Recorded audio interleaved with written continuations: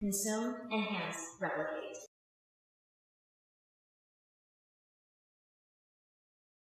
Fair warning, I'm a tiny bit tipsy. It's on. Fair warning, chat. Thanks. I literally hit the button as you were saying, I'm a fair bit Yeah, tipsy. I'm like, oh, well, I'm okay. a tiny bit tipsy. It's okay, so I'm doing the keto diet and intermittent fasting, right? Good. Intermittent fasting Continue. Continue. is 18 hours of fasting and 6 hours of feeding. Great. I've Throw lost all throw alcohol in that mix and it gets really right. fun. It is interesting. I've already lost 15 pounds since January. It's been great. I'm almost back to my starting weight when I moved to Colorado, which is amazing. But Shit, that's two awesome. Manhattans, right? Two Manhattans, and If I I'm had the discipline to do real. that shit, I'd Oh my gosh! I'm too much of a fatty when it comes to that stuff. I'm like, You I wake realize up. though, it's not so bad. Well, my problem is that when you guys do fasting, it's like you're not allowed to have coffee. I'm like, well, fuck it, I'm not doing that. No. You can have coffee. You just aren't supposed to do cream with it, which I cheat and I do. I just drink my coffee like I normally do. I just wait the rest of the time, and I basically do what's called OMAD, which is one meal a day. And I That's have what I one do. meal with, yeah, and I just have the one meal with Julie, and everything else is good. It's easy. It's relaxed. I might have you But send me the information on this nonsense. yeah, it's worked out really, really well for me. Julie's lost a lot of weight. I've lost a ton of weight because I'm also doing a lot more walking now with my new job Ew. versus Yeah, that selling makes sense. shoes. Well, I'm basically the dog sitter on top of like cleaning and doing Yeah, personal that's fair. assistant stuff. So I've been walking a lot, which has been good. Yeah. Two Manhattans equals green is very relaxed and a That's good. little tipsy. What's next week? Next week is Inquisition of the Inquisition. Damned. The update. Mm-hmm. Update. And then I don't remember what I put down for the top 3 for next week. I need to let. Horror stories. I picked that one. Ugh, okay. I was nice. I was originally gonna do Yeah. your best 2-sentence horror stories and have people read them, but then I was like, Green will kill me if I do that. So, I mean, gosh, who was it? because Somebody there's was some telling me. creepy ones out there, and they're Yeah, so Cole has shown good. me some. They're Cole so good. loves horror stories, and so every once in a while she'll just read them, and I'm like, "Mm, mm, mm, mm, mm." My idea of a good time is just enjoying Mass Singer and silliness and stupid. Like Julie found this new show on Netflix called Zoe's Extraordinary Playlist, and it is I've literally heard that's I've heard that's pretty good. yeah, it's really great. Like it's a mixture between Glee and What Women Want. So you got the Gibson idea of being able to hear what everybody thinks, and then you get the Glee idea of like the musical in real life. And it's been really good to watch. Trying to think what else. Oh, there's a National Geographic series called Lost Cities with I remember this guy's name, and he goes into a lot of like really lost cities that and does reconstruction with drone technology. It's super cool. Green is going to be a mini juror soon. Yes. I am way too short to be a real juror, so I will be a mini juror.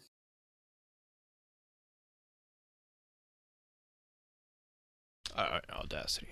That's what I was gonna... Just realized I didn't have a number 2. I was like, oh god damn, I forgot to do that for the top 3. And number 2? Oh, for top 3? Yeah. Just have to I gotcha. Just have to settle on one.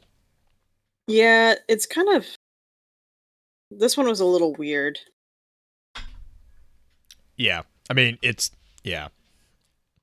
I was trying when I was picking them on the ones that I pick, I tried to like correlate them with what we were talking about so they'd be like topical or whatever Yeah, the fucking that's word fair. is, but Some of them, yeah. This one was like, I was like, I don't really like. The next couple is oh, Pins. I think you had left Ben, so we were playing Warzone, and actually it was on the map that you splattered Ben on. I was standing there taking out grunts, and all of a sudden Ben runs me over with the goddamn Warthog. I was so pissed. I was like, Lord. I'm like, what the fuck? Like, I haven't moved in 30 seconds. He's like, I thought you were gonna move. Like, I'm getting Pins in here. We're gonna come after you. Pins And then is and then excellent and then the best part is that he got kicked because he kept running over another person. Oh Lord. Oh shit, yeah, dancing, I forgot you were there for it. So we were on, I think it was that match actually. We were on that same map. I can't remember which map it is, but they spawned the knights in, and it's the knights that are down near the initial spawn point. And so I was on a gun goose, I think, and I was booking my way down there, and there was a scorpion tank. I don't know how the hell he got there so fast, but he comes flying over this hill, and we're like right as we're killing the knight, and he hits the knight, and the tank just goes cartwheeling up in the air.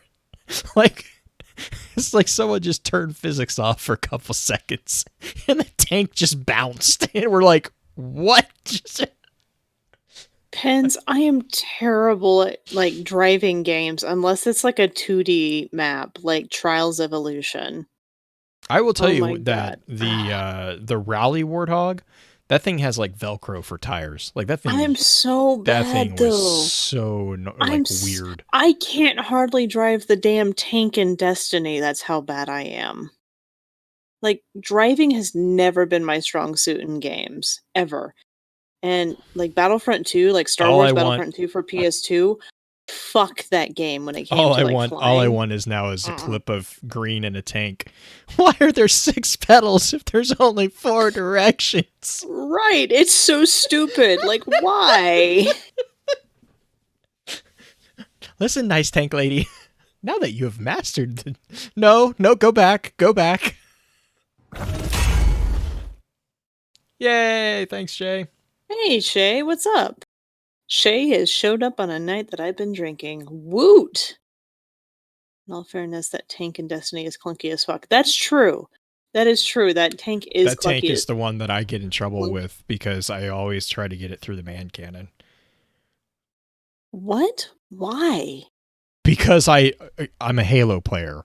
I constantly want to cheese vehicles into the next part that I'm not supposed to have the vehicles. I remember, so like when I first started on D2, I think they must have patched it, but basically there was a time where you could actually spawn a tank in patrol on I think it was IO. I'm going to regret this. Because every now and Wait, then, IO didn't have tanks. Yeah, it was IO because that was where Road Rage was. The Adventure Road Rage. So yeah. I must have I don't know how I did it, but I must have piggybacked into an instance of Road Rage because it was spawning tanks on the platforms, and I was just in patrol. So I grabbed one and I'm like, I am not leaving this place. I think I drove around that thing for like hours. I was like, oh, I got a tank. Public events were so much more fun.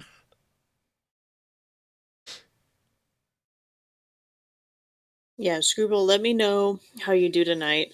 If you need help the last couple of matches, I am more than down to help on Xbox. Just give me a heads up and I'll have Sunday afternoon, probably pretty late, available, as well as Monday in the later part of the day as well available. So I'll help you get to Fabled.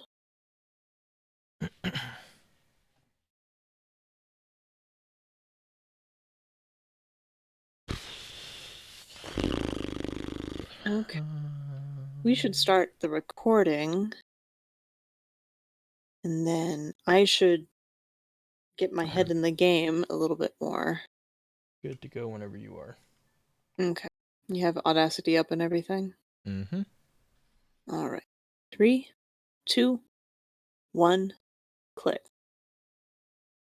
Oh yeah. So the other thing I was looking at is have you ever listened with they're called Aftershocks?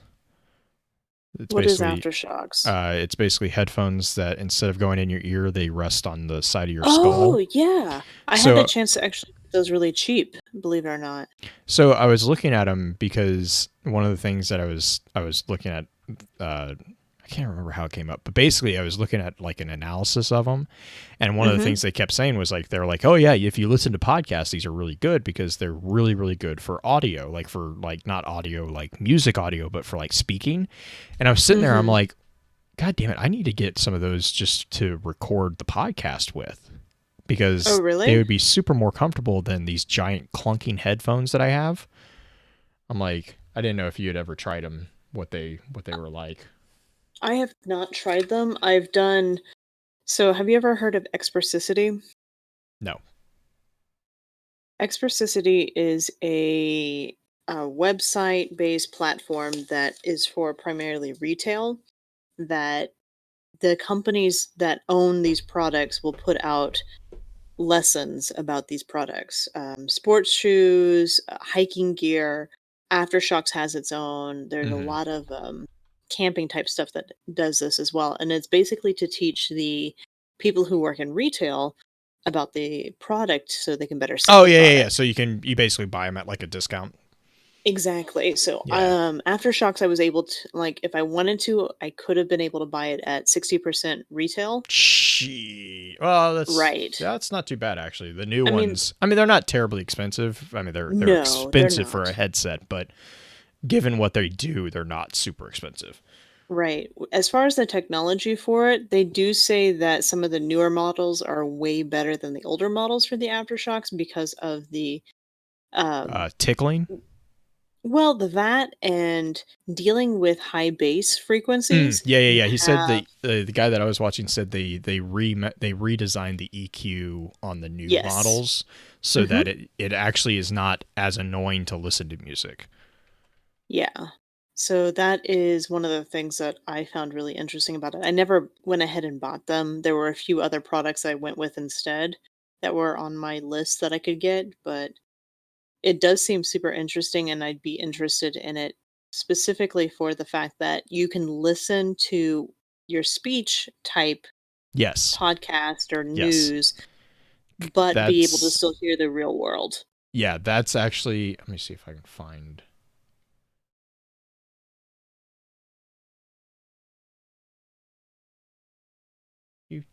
do.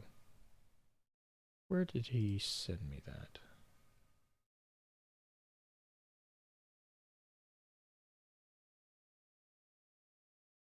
Because there's a guy who did a really good review on him, Hmm. and it was actually the guy that I originally I like I knew about him, but I never even thought about it. But he was the one that he does like his job is basically tech reviews. Yeah, here. Yeah. Uh, And there are Aftershocks. specific models that are better for Mm-hmm. certain people depending on your size and everything. Well, and he was the one that said like this particular one. God damn it! Did he not send me the review? I don't think he sent me the review. But anyways, like, oh no, he sent it to me on my work account. Okay. Um, there's a YouTube video, but that was exactly what he said. The guy that did it, he's like, he bought them on his own dime. Actually, he did not originally. He bought them not to review them, but because he wanted them, and they were so good that he actually went out onto his YouTube channel and like actually made a review for them without being without being contacted by him. But he said Nice. that's what he did. He's like he wears them around the house because he said the nice thing is he can hear everything spoken clearly, but you can also still hear all your peripheral sound. So Hmm. what he does is when he's walking around the house doing like chores and like picking up stuff, he still listens to his podcast on Right. them.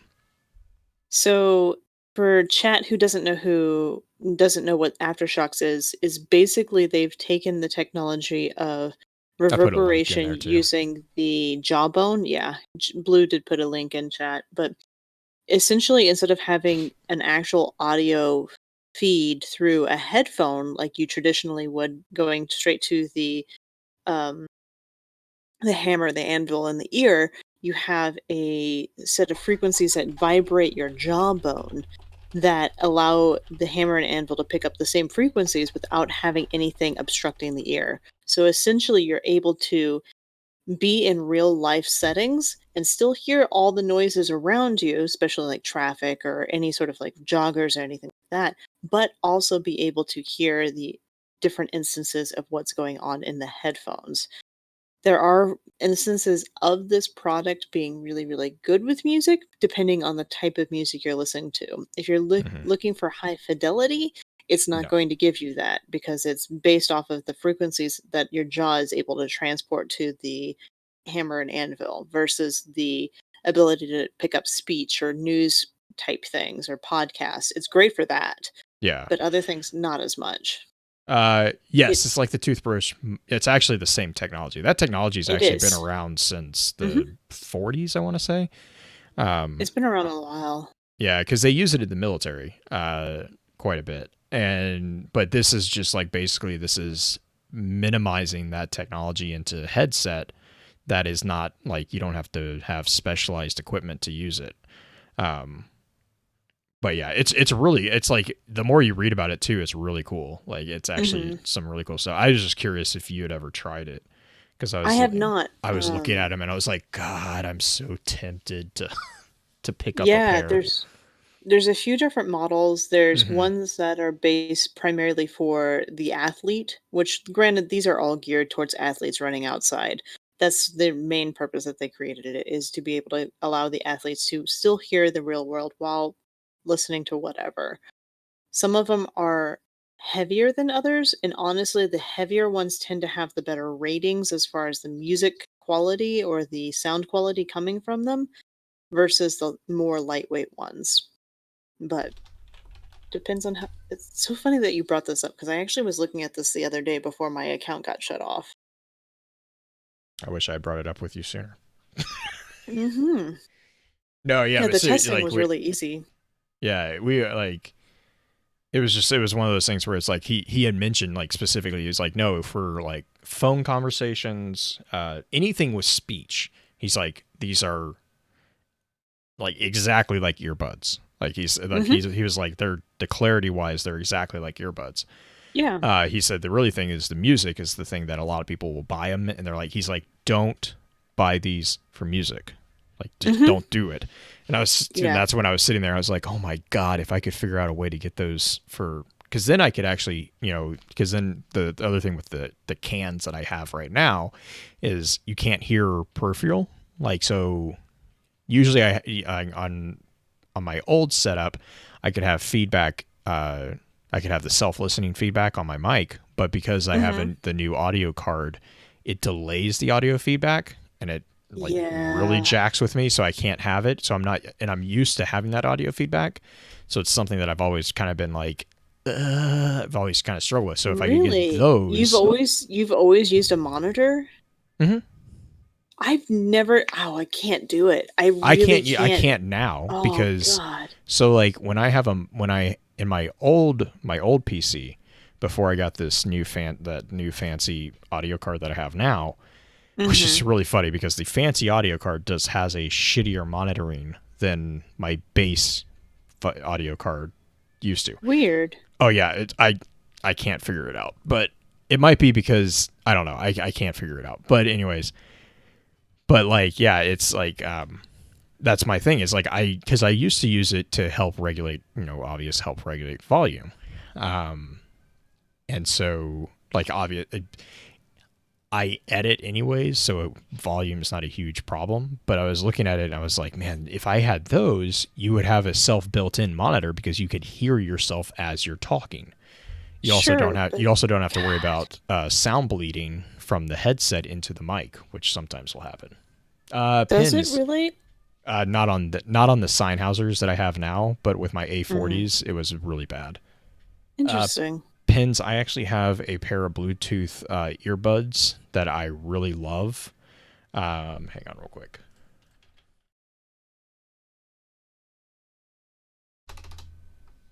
because I actually have a pair of earbuds that I absolutely love. Let me find them real quick.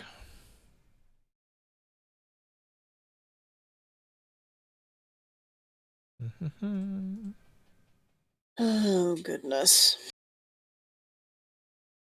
So I What's that? played with Man at Arms earlier today. Oh, how'd that go? I don't think he wants to play with me anymore. My matchmaking is really difficult. Oh, is it Yeah. skill based? Is that why? Yeah. I mean, part of it is based off of Elo. Part of it's supposedly not, but it really like if you have somebody in your matchmaking that is playing at a higher level, it's going to go towards them. And we played on PC, which is not my main platform. And I was playing it with a controller, but god damn, we still got stomped. And I was still sitting closer to the top of the boards both times. But I don't know if he wants to play with me anymore because of it.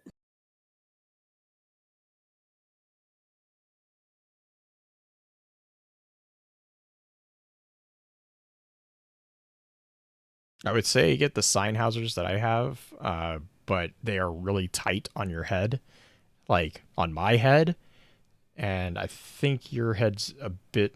I think your head's a bit wider than mine, so like they do not. They don't. They technically expand, but they don't. That's my one complaint with these Sennheisers. Like they have awesome audio, but they are very very tight fitting. Which is probably why they have awesome audio. Probably. But yeah, those are I think that's the the ones that I just sent you. Those are the I think it's Aquila. They're normally like $46. I got them for I think I got them for like 20, but I think they're back up to 40 right now. But I love them. Like I absolutely love them. I have I don't know what the difference is between the S8s and the. Oh, I think I have the ones that are $39.99 on there. And like you can seriously, I can listen all day on them. The nice thing, like I've never used Bluetooth headset or earbuds before, so these are the first pair, which is why I bought them, because I was like, they're not super expensive, but they got really good reviews, and I found them on one of their flash sales on Amazon. So I was like, whatever, I'll try them. And I'm in love with them. Like they are super comfortable. They stay really well. They come with different size earbuds too. So if you have to switch them out, they're super easy. But like I carry that thing with me everywhere. I need to look into a Bluetooth headset. Like a headset or earbuds?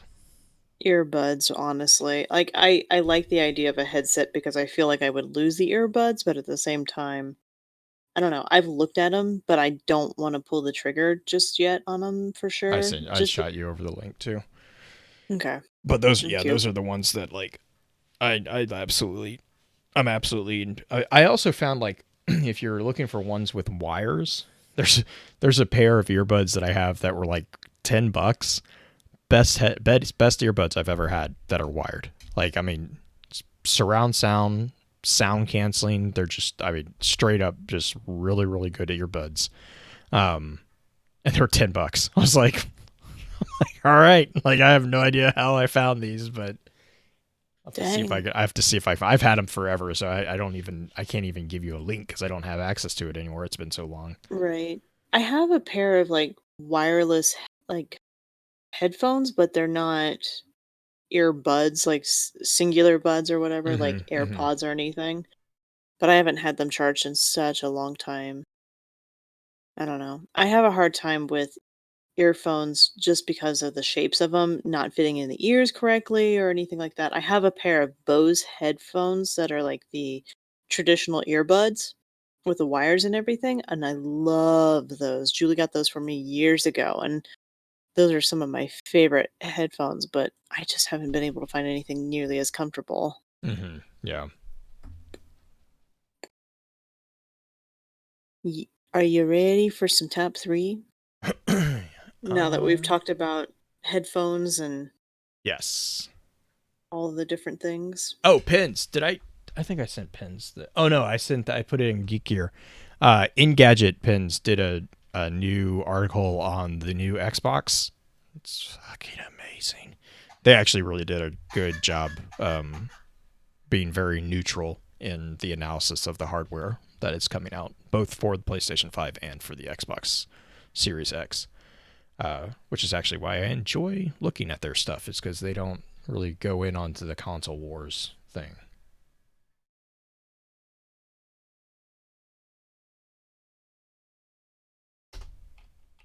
Okay.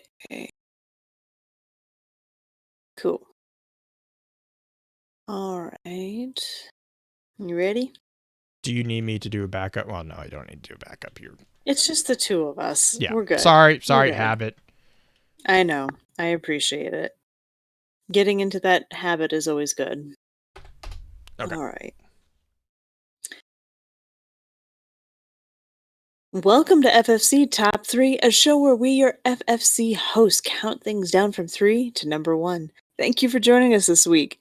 If you have a suggestion for top... Oh my goodness, I cannot do this right now. Reading things. Reading things enthusiastically is going to be interesting tonight. Take 2. I'm sure you're keeping these for bloopers. Yep. Nope. Aren't you? Not at all. I would never, ever do that.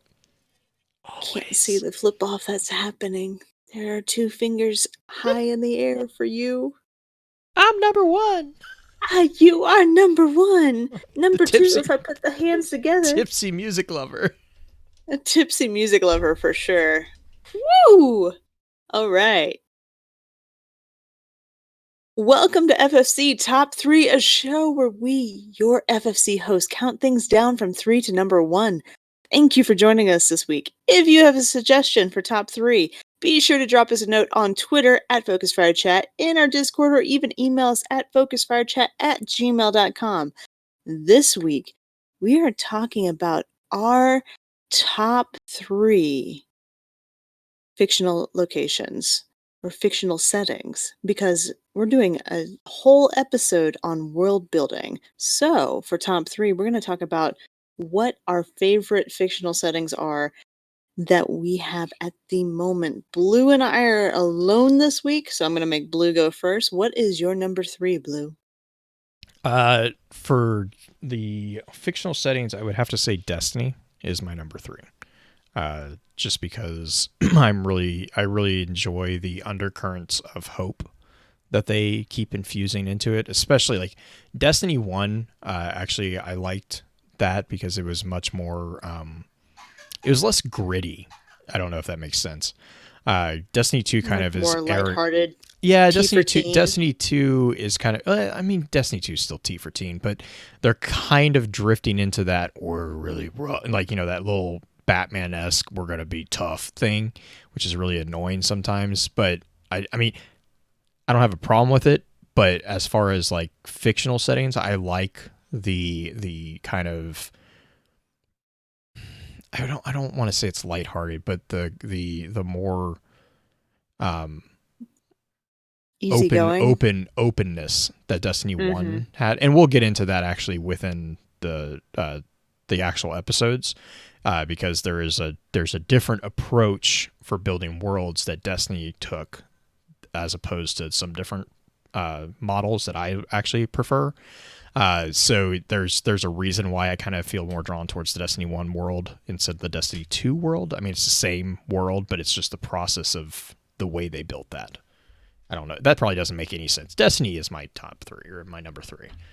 Yeah, that it does make sense though, because Destiny is also my number 3, in so much as the world of Destiny has been fleshed out to be not only this post-apocalyptic world, but also one that exhibits aspects where people are still trying to make the world a better place, which that Right. aspect of hope that you were talking about, right? Yeah.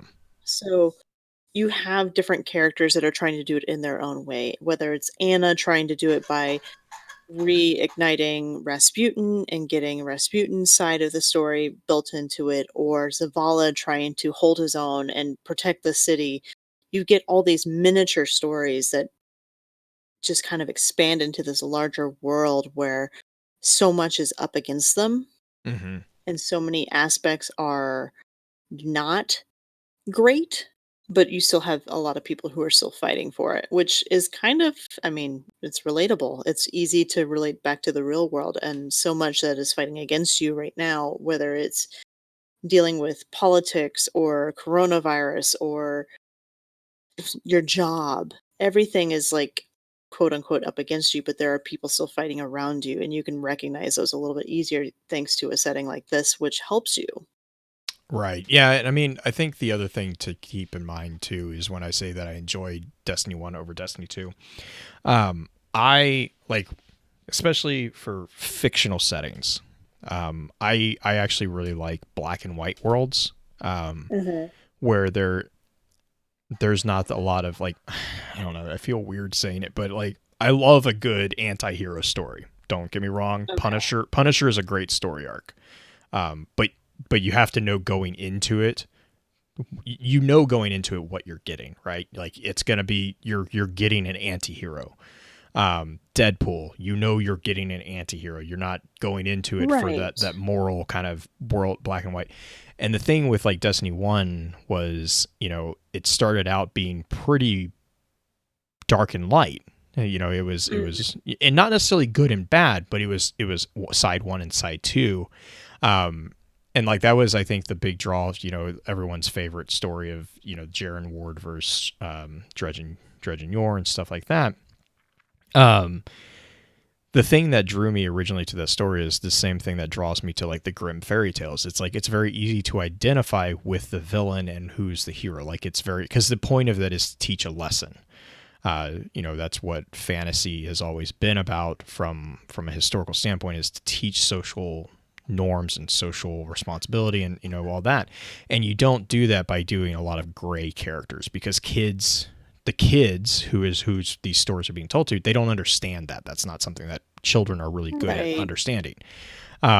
Which is why I love the introduction of Destiny with that dark and that light, because that was a very, very fairy tale-esque presentation with a sci-fi twist, which is really cool. As we progressed into Destiny 2, the lines were blurred intentionally, and I understand and I enjoy it, but that's why it's my number 3, because I prefer that fairy tale-esque, definition. Because again, when I start, I don't really.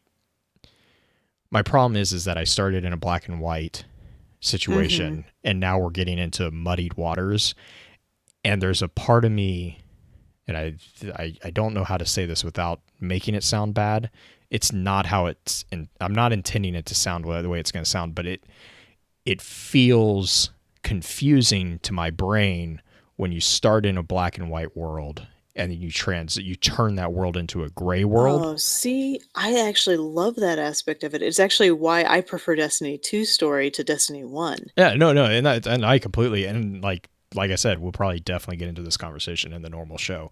For sure. For sure. It's my borderline OCD tendency, because like I compartmentalize storytelling in a way of like my analysis of how stories are told is like, when I start reading a story, I kind of have that expectation of like, okay, this is what this is. When I sit down and read Grimm's fairy tales, I know what I'm getting myself into. It's going to be the villain is doing this. This is why I don't like a lot of the modern retellings of fairy tales, because it's just, I mean, excuse my language for just a second, but it's a bastardization of the story. And it actually confuses the moral of the story for just political easy points, in a lot of my opinion. I think as far as the reason why I enjoy the Destiny 2 aspect a little bit better is because it's more realistic. It's more like real world, because real world is not always black and white. There's always a gray spot that you don't necessarily see with the initial viewing, right? That's the correct. And that is where I I will agree with you. I appreciate Destiny 2's story. I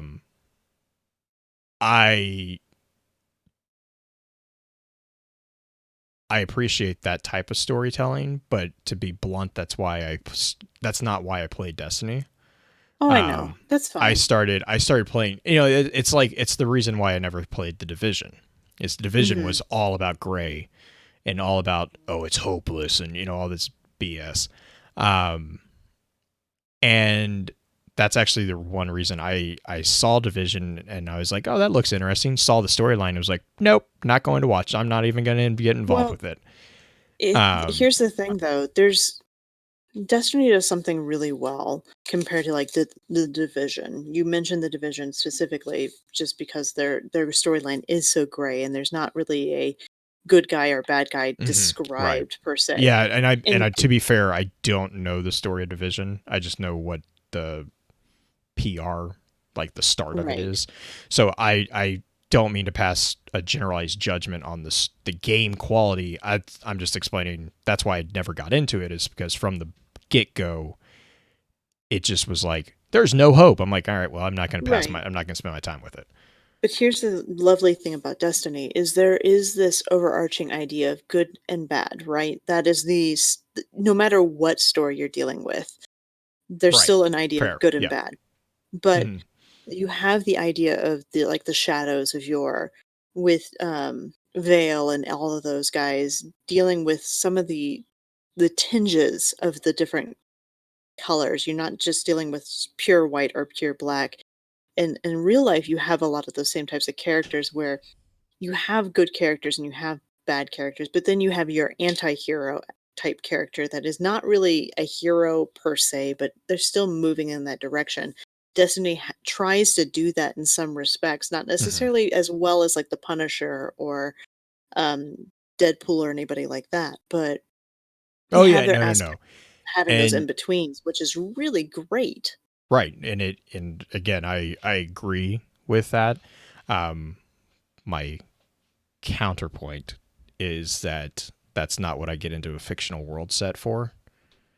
Like, because exactly what you said, because like you said, that's exactly what the real world is, and I appreciate that Destiny is doing such an amazing job with. I think Trigger's saying this right now. It forces us to understand not just our side, but the side of our enemies, or our opponents. Really would be a better term, because we come to find is they're not necessarily our enemies. Like it's kind of opening that up for interpretation, which is dealing with the empathy of things, teaching empathy. Exactly. But for me, fictional has always been kind of an escape from that grayness, because there's a beauty in the simplicity of having a light and dark. Sure. And that's really, now of course I'm going to throw it all out with my number 2 and number 1, but that's neither here or there. I'll explain those then. Yeah, well, I mean, you're up on number 2, so let's go there. All right. Well, my number 2 is actually Star Wars, the Legends. I don't know enough about the new universe to weigh in on my feelings towards it, but the Legends expanded universe, which is completely and absolutely polar opposite to what I just got done talking about with Destiny. However, this is where I go back to the expectation of what you're going to get yourself into. Like, when I started reading fiction, Star Wars was actually what got me into reading science fiction, through like the Young Jedi Knights and the Junior Jedi Knights series, and then the X-Wing series, and all these expanded universe series, all the mini stories and all that. And it really taught exactly what you were just talking about. It really started showing the empathy and the importance of that empathy, because there were characters within the expanded universe with Legends.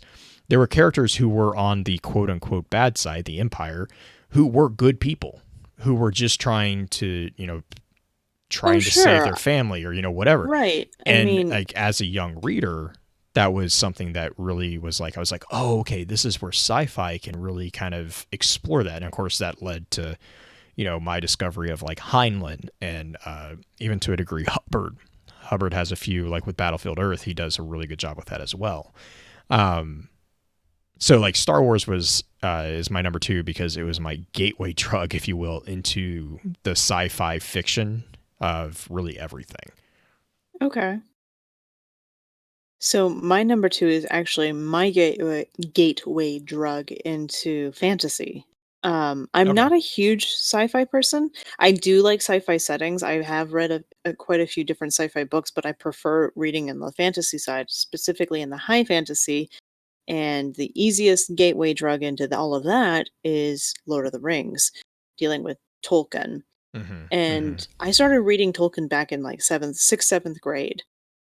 And I really, really latched on to this world building type thing that he did specifically. Now, granted, he is much, much, much more prolific in all the details that he provides for these different worlds. I mean, if you read into the Silmarillion, you're going to get into way more detail than what you necessarily need to enjoy the story.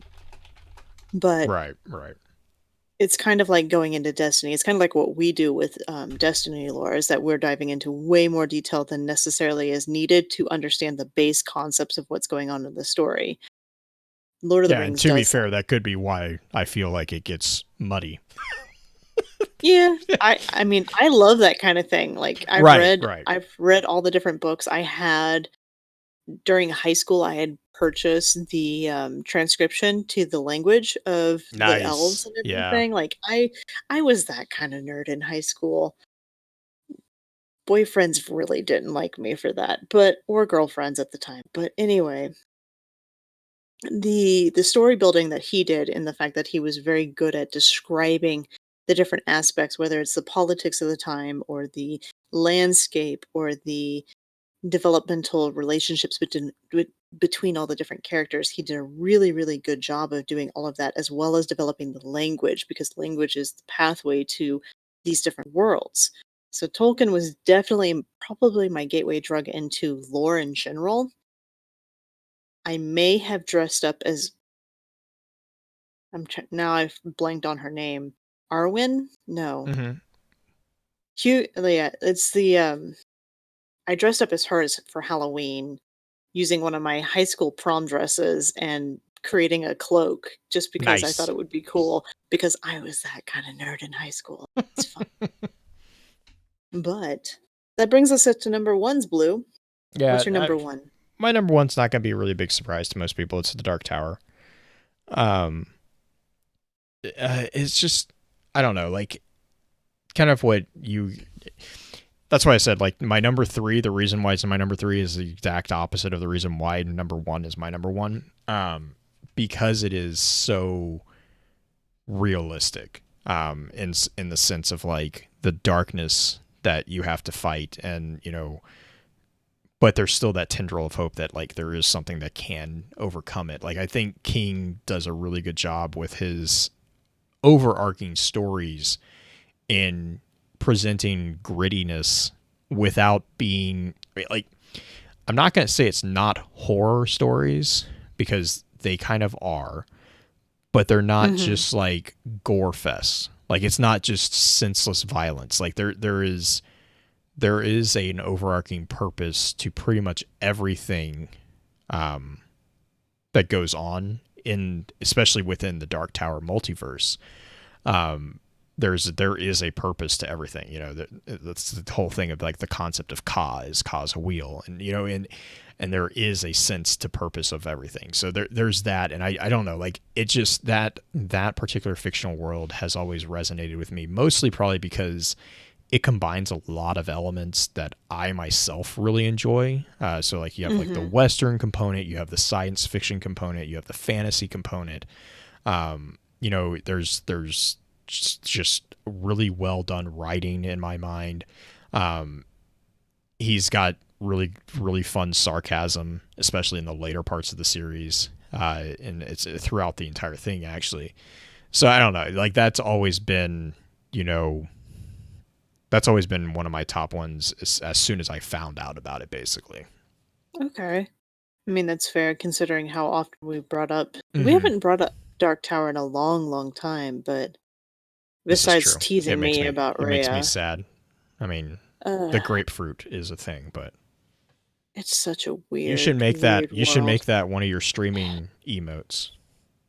The grapefruit? Petra with it grapefruit. No, why would Petra have a grapefruit? I mean, I don't want to mix. God, that's actually one of my slight pet peeves is mixing genres that don't mix very well. And giving Petra a grapefruit to hold in her hands is just weird. Some people might think it's a dietary thing. Some people might. I mean, what is she doing? Uh, But okay, so my number one, surprisingly enough, is not based off of the Jacqueline Carey book that's my number one book series, it's a but good series. actually it's such a good series. But I actually don't like her world development as well as I like Brandon Sanderson's world developments. And we're going to get into this a little bit with the actual episodes coming up, but Brandon Sanderson does a really good job of creating the magic systems of his worlds. Yeah. Okay. Whether Are his worlds separate though, or are they an overarching universe? they are, depending on which ones you're reading. So, Okay. Mistborn is completely separate, and Stormlight Chronicles is also separate. And then you have he does a steampunk one that Julie has read that I have not read yet.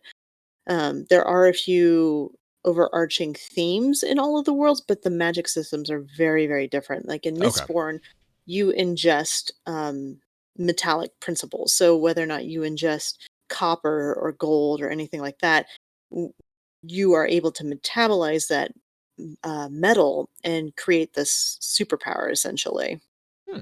In Stormlight Chronicles, there is a tie between the spiritual realm and the natural realm that you're at, as well as there's a spiritual, natural, and mental realm, and all three can connect. And you have a bridge through to get to the power source of the spiritual realm through the mental realm of this sprite-like creature. And the main thing that I really love about the Stormlight Chronicles is that in there, broken people are primarily the ones who are able to receive this quote unquote gift.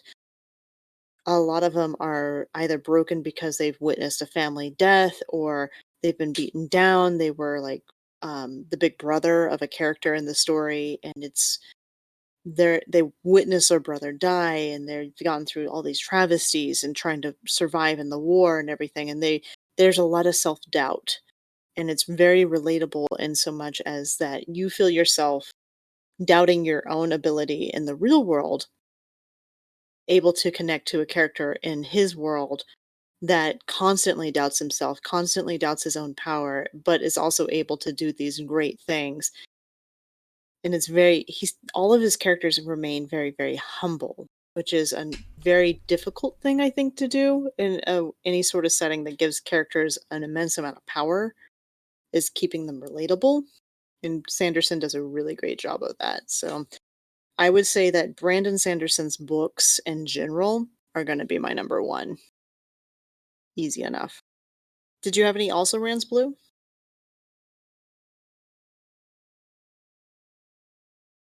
Blue? Blue, are you there? Jay.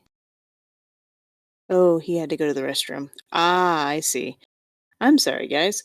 So I will keep talking about different also rans. Some of the other ones that I really, really enjoy. I mentioned the Fedra series. Oh gosh, what is it called? Kushal's Dart series. That one is totally different in the way that it's developed. It is not developed in the same aspect. There's not a magic system per se, in so much as the bloodline of the different characters are really, really important to the aspects of the overarching themes in the story. The main character in Kushal's Dart, Fedra, she is what's called, I'm blanking on the term of it, unfortunately. She is basically the character that is able to take pain and quote unquote take pleasure in it, which in and of itself does not seem very great as far as a quote unquote superpower or ability, but she is able to function as a spy in the world, which allows her to make her way through different aspects in the politics of things to be able to just discover different things and able to progress through the story and duel against somebody else.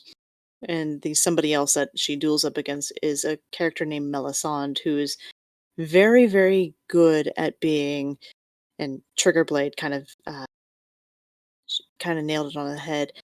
Phaedra is a masochist. Melisande is a bit more of a sadist. So it's not so black and white as far as the divisions go. It's very, very different in so much as the characters aren't, it's not brutal, it's not, there is pain involved as far as the quote unquote experiences go, but there's no oh, degradation of the characters. Each character is still held up in very high esteem throughout the entire series, which is interesting to take place. This is a very healthy interaction comparatively, not 50 Shades of Grey, which, granted, this episode has taken a very, very strange turn now that Blue has left me alone for the moment. But I'm curious what your guys' top 3 are. For me, I would say another also ran for me would be the Borderlands series. Borderlands was one of the very first series I actually took a lot of interest in as far as the world building, but Borderlands is in comparison to Lord of the Rings or Destiny or even the Brandon Sanderson series, is very, very simplistic. Very simplistic in so much as there's not a whole lot of gray area involved in it. It's very black and white. You have the major corporation, and then you have the people that are dealing with all the aspects below, whether it's they're trying to find the vault or they're trying to find different cures for different things, depending on your aspects of who you're following within it. The DCU. Oh, DCU is a really good one. Dealing with Wonder Woman, dealing with I don't know, the Detective Comics, DC versus Marvel is a very interesting debate as far as the world development of it goes, because you get the aspect of the black and white. Blue was talking about this earlier, especially with Destiny, in particular with D1. But DC does a very good job of creating this black and white world where there's an obvious right and there is an obvious wrong. And Marvel does a really good job of like shading in between those two. It's not so cut and dry with Marvel. Dark Souls, Bloodborne. Dark Souls, I have a hard time with Dark Souls in so much that Dark Souls seems to be a very black and white world where there's such a hard line between right and wrong in there, in that with the characters that you're following or the creatures that you're destroying are very dark and very, I don't know. Dark Souls is one that I really should dive a little bit more into. I really have gotten into more of the Witcher series recently. Witcher has been such a interesting development when you're dealing with not only Geralt and Ciri, but also characters like Triss and, oh gosh, now I can't think of her name. Has black hair. Yennefer. Character. Thank you, Yennefer. Yennefer is an interesting character as far as like going into the gray of things. Definitely, definitely, definitely. Much more gray in The Witcher rather than black and white. Did you have any also Rens Blue? Wheel of Time. Okay. I mean, Wheel of Time, D&D, White Wolf are pretty much overarching ones. Dune. There was some good Dune's stories. a good one. Yeah, Dune is a really good one. There's just amazing stories within that one. I mean, there's so many that I Right. just really have. But I mean, as far as like those that really stand out, D&D is like it's just a ginormous Baldur's overarching. Gate. Yeah, I mean it just encompasses so much. Because similar to the Dark Towers, it's a multiverse. Then there's White Wolf with its own. What are you in White Wolf Blue? It's oh man, I kind of tend to prefer Geru, but I tend to prefer the Geru that are more the oh god, I just blanked on it. But my second one is often I will play mages, but again, they're not the stereotypical mage within the White World universe. If I have to play vampire, I'm trying to remember which ones. I had to play vampire once, and it was a really weird one because I'm not super familiar with the vampire version of White Wolf. Like I'm familiar with the story, but as far as like mechanics, from the mechanics standpoint, it's kind of an interesting mechanics. Okay. Werebear. Werebears were fun. But yeah, no, like I it's been so long since I've actually played a game of White Wolf that I honestly couldn't tell you what I played. I could probably I have my character sheets from back in the day, but the ones that I always was more of a support class character anyways. So which actually mages were really fun to play because you could jack with people. But yeah. I can't wait to get into the actual episodes because the different types of characters that are available in each world really colors the world and how the world is developed. Oh yeah. Which is gonna be fun. It's gonna be fun. Okay. I don't know what a Garou is at all. I didn't play any white. Werewolf. Okay. Garou is werewolf. Werebears were, I think it's Garal. I think is the Garal is the werewolf or werebear.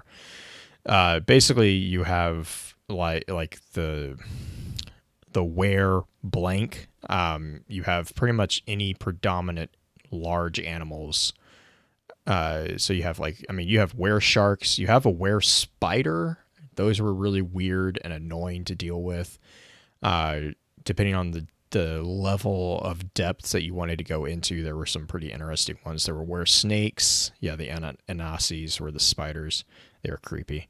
The were snakes were fun to play. That one makes sense because Anasi is a type of the old folklore from Africa, isn't it? He's the trickster / god of wisdom. Yeah. I remembered something. Woot. Yeah, the Pharaoh is all these shifters. Naga were so cool. You had like werecats, you had werewolves, werebears and werewolves were actually a lot of the common ones, mostly because those were like your stereotypical fighters and tanks. The werewolves, like the Geru, were they were very tribal. So you had a very wide spectrum within the werewolf ranks, from like the full out berserkers to the actual studious ones.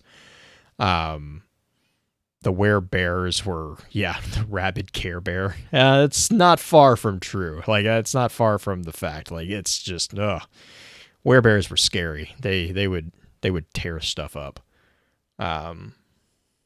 Cool. But yeah, it was fun. Like, and then like the nice thing about White Wolf was they did a really good job of having the desperate titles. So you had like Vampire the Masquerade, you had Werewolf I think what was that, the Werewolf the Apocalypse, you had Hunter the Reckoning, and I think Mage, I can't remember what the Mage was, Mage the Ascension.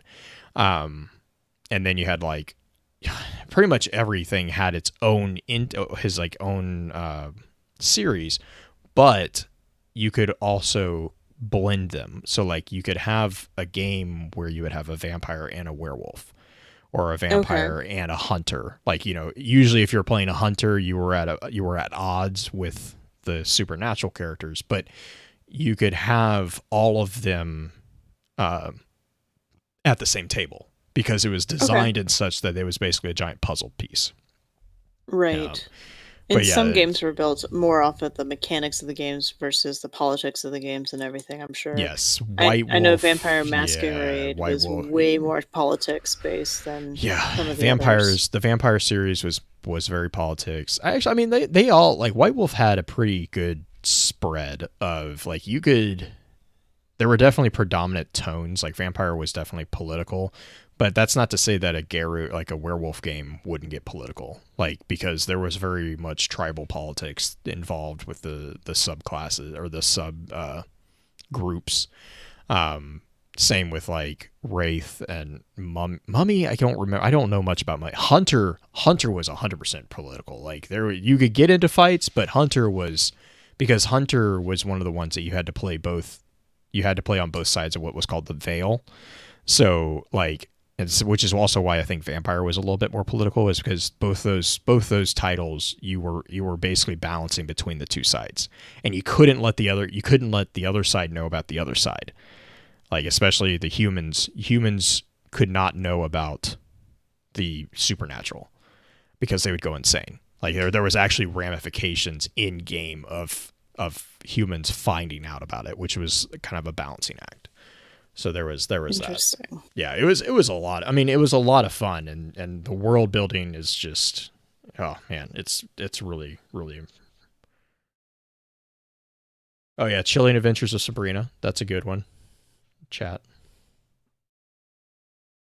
Interesting. Well, I'm actually really excited to get into the main chat of this. So, for those of you listening to this on Wednesday or later, thank you for listening into Top 3. We're going to switch over to the main episode because Green is getting impatient and wants to talk about world building in general because it's one of her favorite topics. So, thank you for joining us. Thank you for hanging out with us. And remember, everybody loves the list.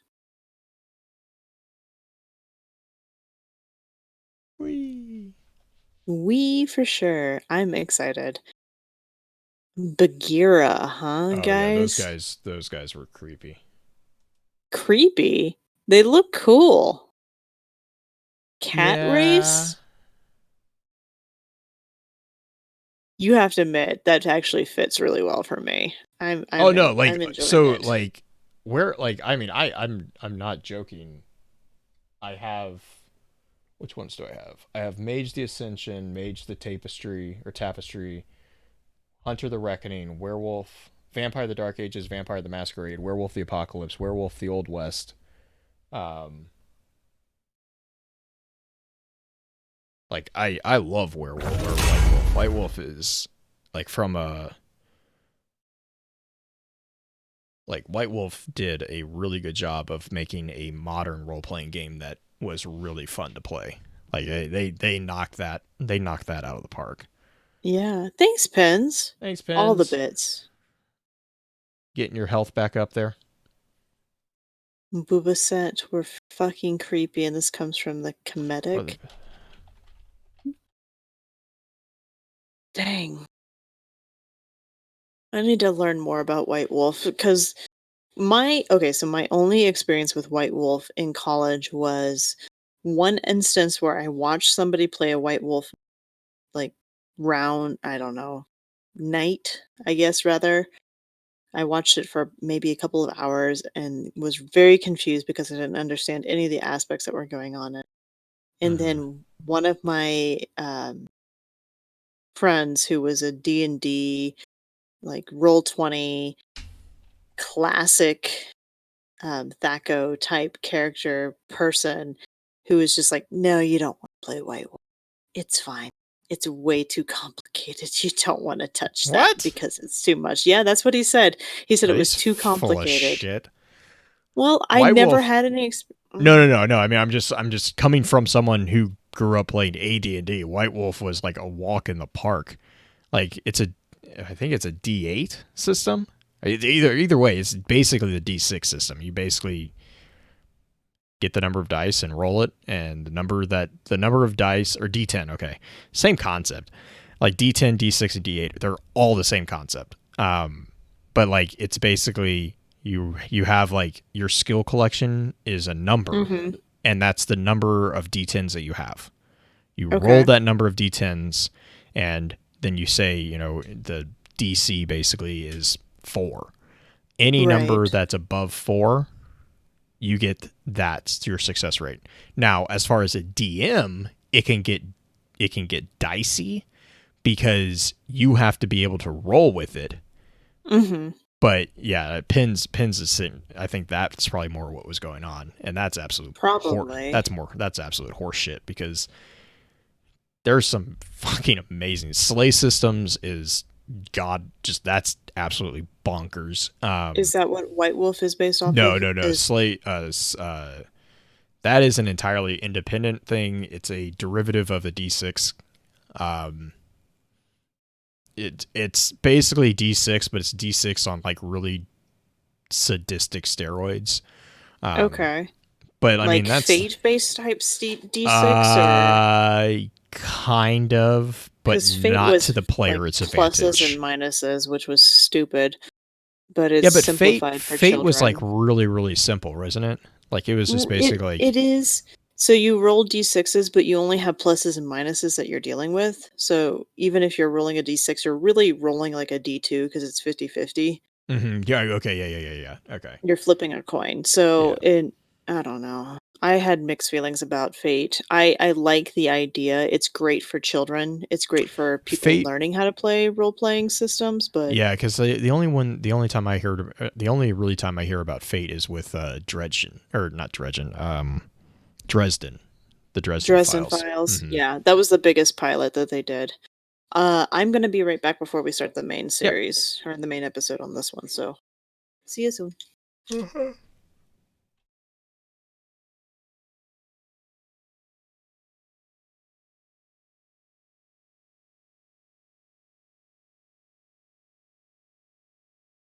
Oh shit, I'm trying to remember which tribe I played.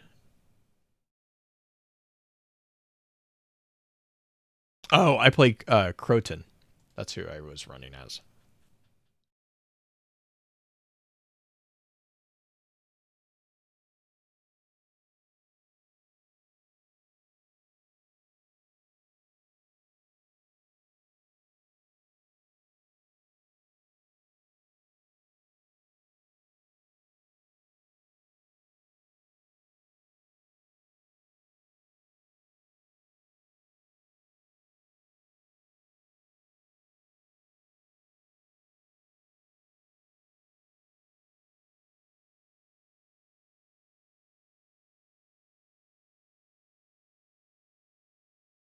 Um.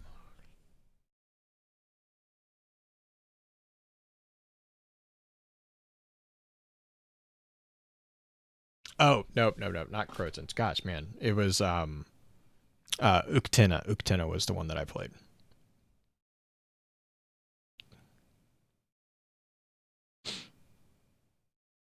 They were related to the Croton.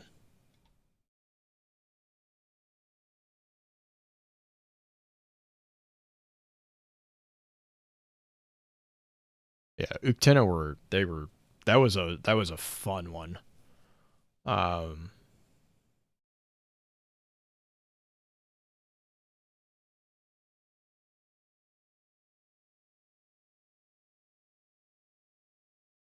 I'm trying to remember with Mage. Oh.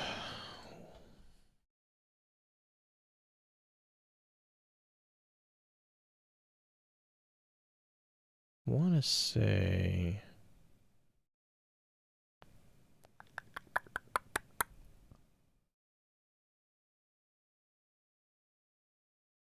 with the Mage one, I was running a, where is that card, or where is that sheet? Order of I'm Hermes. Order of Hermes was the Mage that I ran. Okay. They were fun. Veru, why wouldn't you mind a content drought in Destiny? What was that Because you about? could take a break. Mm-hmm. Silent Striders? Oh, Silent Striders were fun. They were the no, I always get them confused with the Glasswalkers. Silent Striders were the. Oh, I did play. I had played one of those too. Yep, because they were So the spirit. They were the spirit guys. ironically, I actually have a decent understanding of Magic the Gathering systems up until probably 5 years ago. Because Magic the Gathering had a Mm-hmm. lot of It still does. It's got some. yeah. It's got some pretty cool lore to it. Mm-hmm. Especially when it's based off of the different worlds. The worlds are very, very focused on specific Yeah, aspects. I think the major thing, like the major thing that they did was they undeified planeswalkers. Mm-hmm. But I think they did that like 10 years ago. Like, it's been a while. They've done that. They did that like a long while back. I have not tried the free-to-play version, Vuru. Mhm. The Magic I only Arena.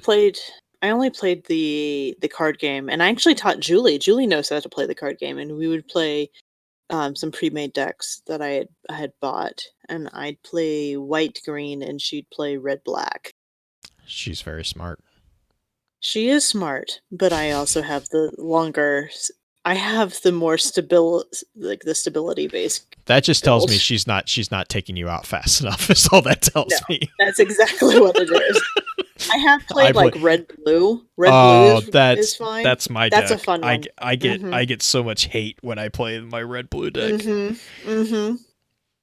I just like the green deck. I love the big monsters. Well, the green deck also, you have all the stupid 1/1 cannon fodder Yeah. bullshit.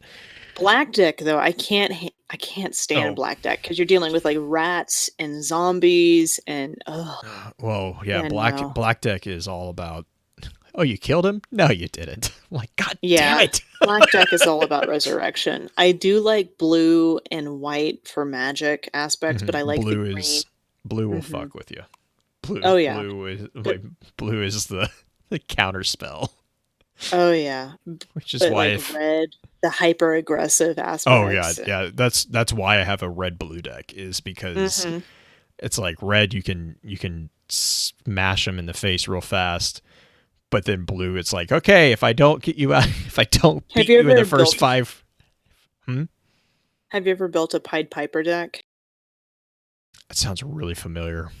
It's a deck where it's primarily black base, but you're bringing up rat after rat. After Oh, rat yes. After rat, because I haven't there's like built a it, trigger. but yeah. Oh my god, it's so stupid. I played against it.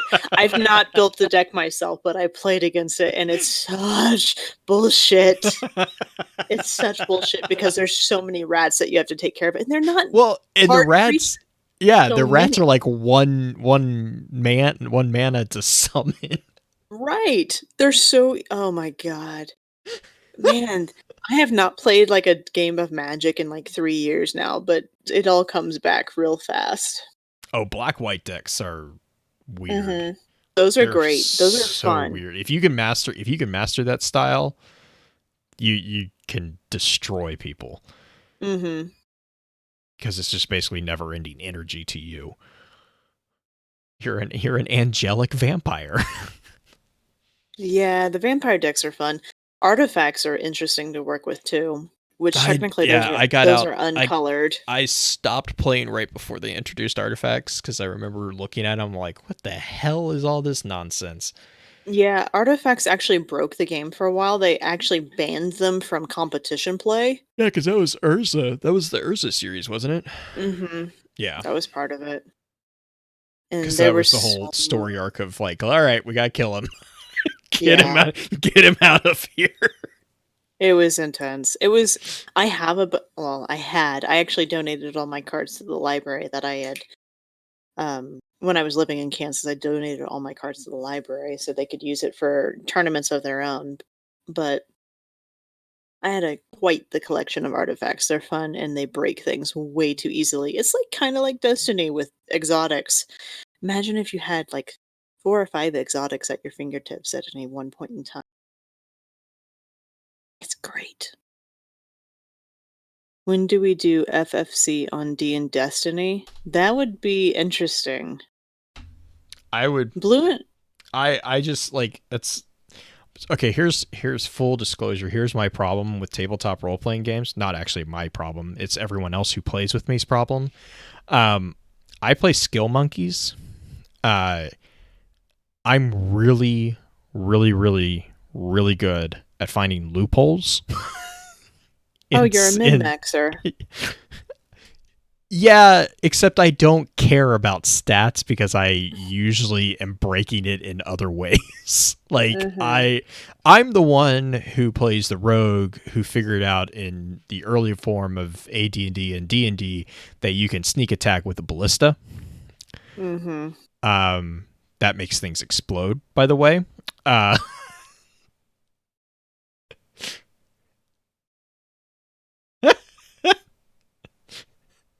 Blue is a DM's daydream. No, Blue is a fucking DM's nightmare. I have been a DM and I fucking hate player characters like Blue. I'm the one that like they don't play with me on Roll20 anymore because the entire time I don't communicate with my group. I am constantly whispering to the DM because I'm constantly doing stuff behind everyone else's back. I hated characters like you because it felt like the story ended up revolving around you because of how much information you had. Not like, gonna lie. We're gonna do this, aren't we? And they're like, no, we're not gonna do this. Just wait. Master manipulator. That's what Blue is.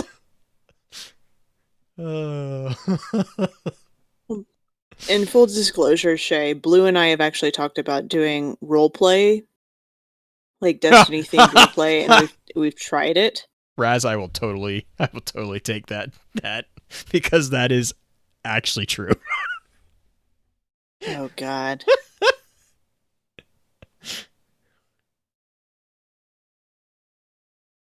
Hey, that's a legit thief.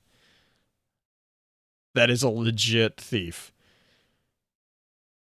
Orc thief with no stealth but all stats intimidation. Yep, you can pull it off.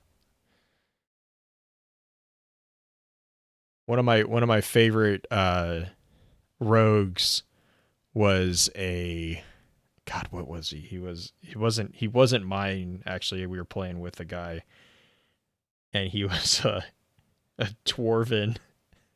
He was I don't even remember. He was basically a dwarven tinkerer and he just would comically fail every stealth check.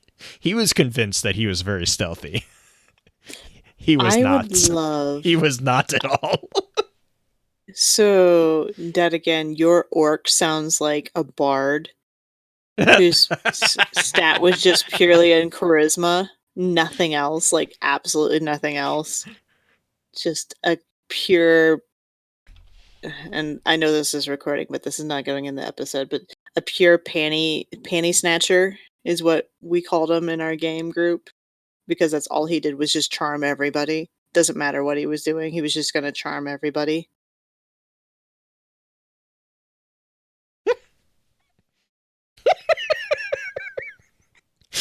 That was the other thing is like the DMs always were like, we're going to kill you. I'm like, yeah, but I'll make a good story out of it. And they're like, God damn it. Like Lilith shows up. Fuck you, Raz. Fuck Lilith. I at least know that character. Fuck that. Blue becomes Mario. I'll take that as a compliment. Totally take that as a compliment. There you go. Did you see the art piece of Mara and Shax? Yeah, I had questions because I want to know why she gets to dual wield weapons. I think it's just...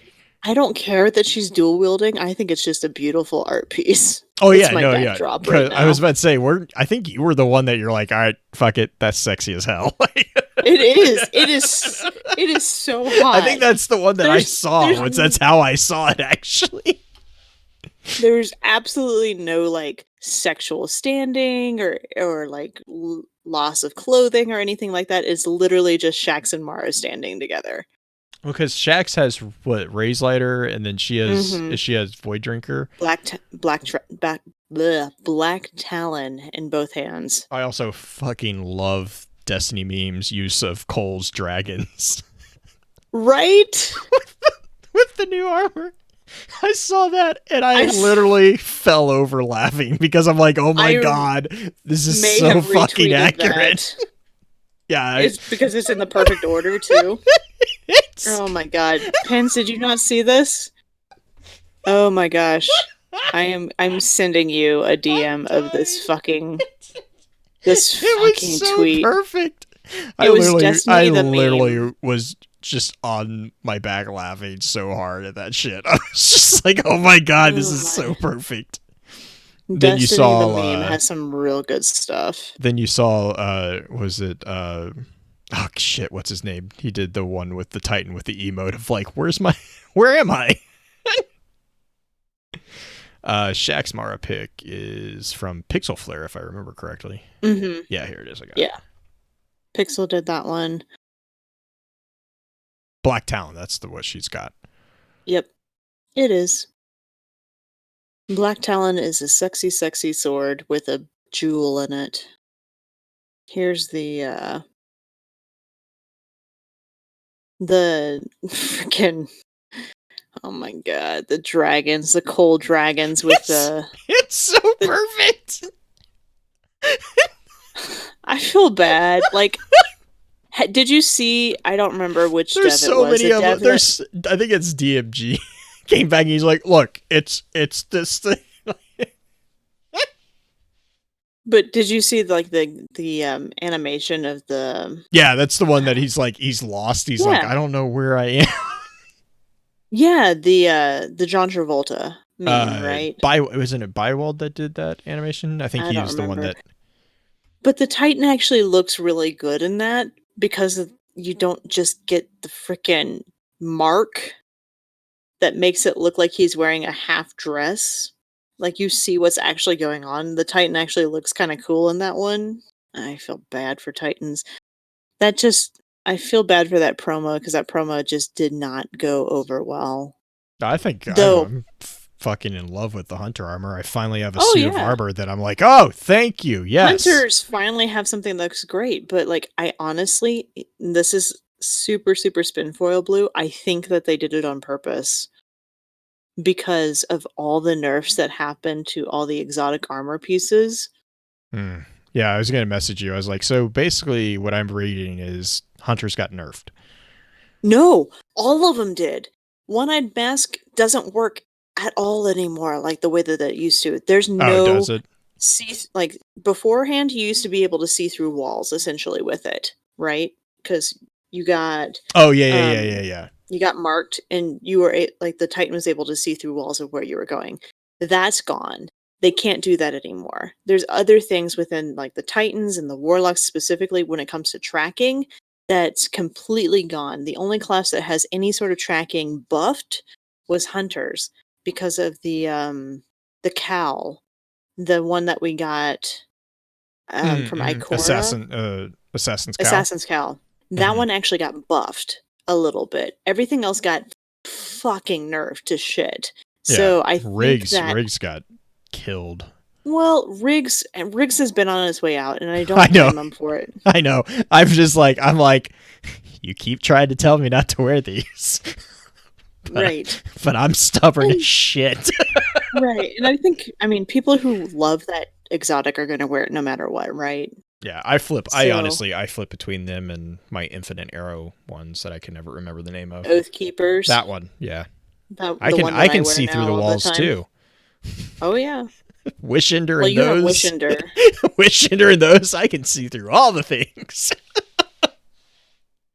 I don't know, but I honestly think that Bungie planted this quote-unquote marketing mishap with the Titans specifically to overshadow the nerfs that are happening to the exotic armor pieces so that the community would not focus on the armor pieces but would focus on the cosmetics and everything else would go by the way.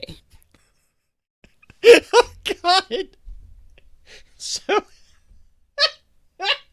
One-eyed got stabbed in its good eye. did you see? I'm gonna send you this. I forgot about this goddamn armor setup. Hmm? Hmm?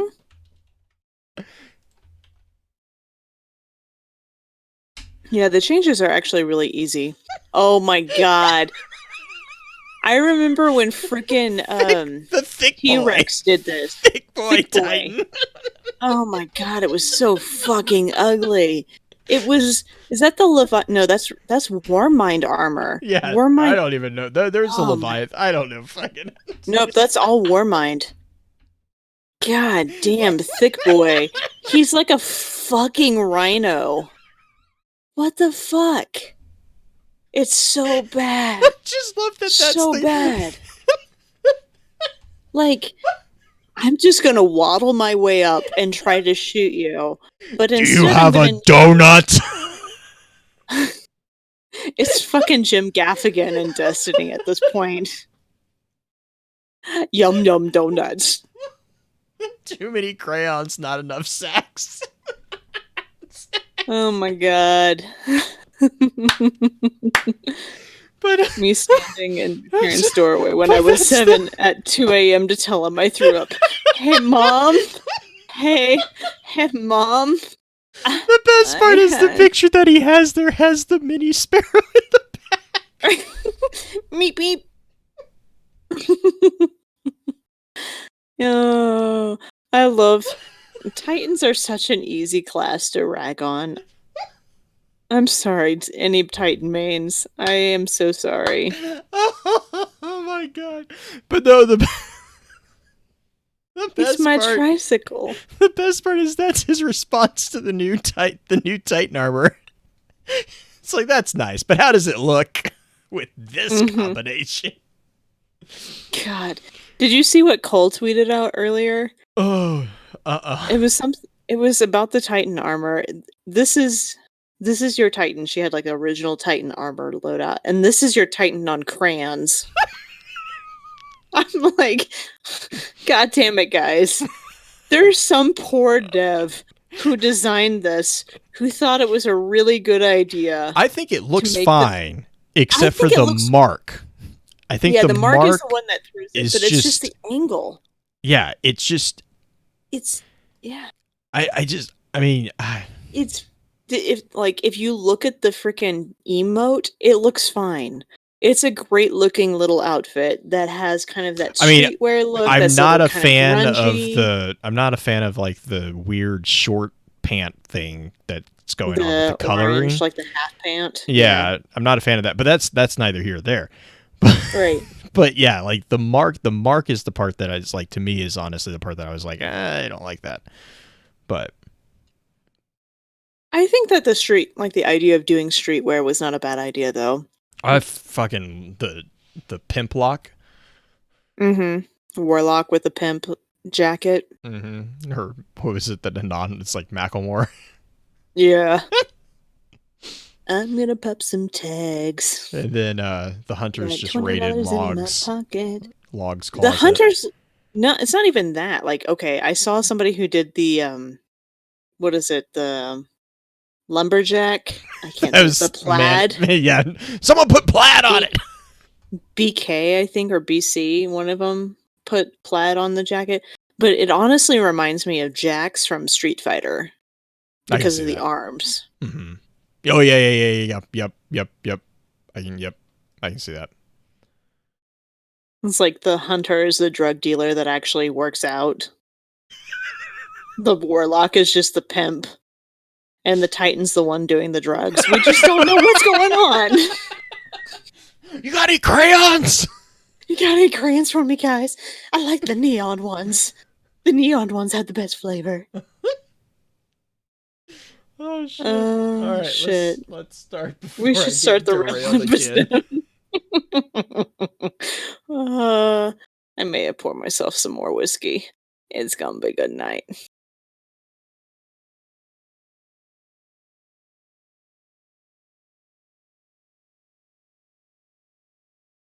Let's see.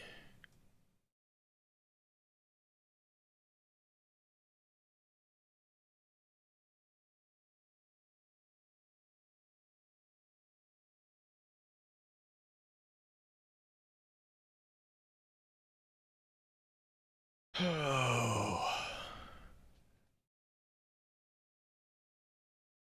We're going to transition over there. There it goes. What transition? Oh, the stream background. Gotcha. Oh God, sorry, Chad. I keep looking at your guys' screen, so I keep forgetting that you're on a delay. It'll get there. It'll get there. Okay.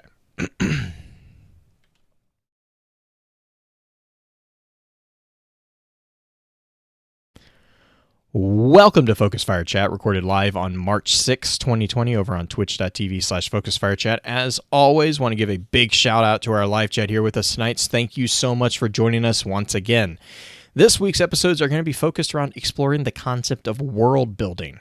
This particular episode will serve as what we have come to call the intro session of the week's exploration, though actually in hindsight, it'll probably just be more of a first of three episode series. We're gonna use world building as kind of a guiding thing for the next couple Let's Chats. So I don't know if intro advanced sessions are gonna be as much as more of an excuse to make me and Green stop talking, because this is something that we really care about. Before we go any further, however, let's run through a quick introduction of who all we have with us on the show.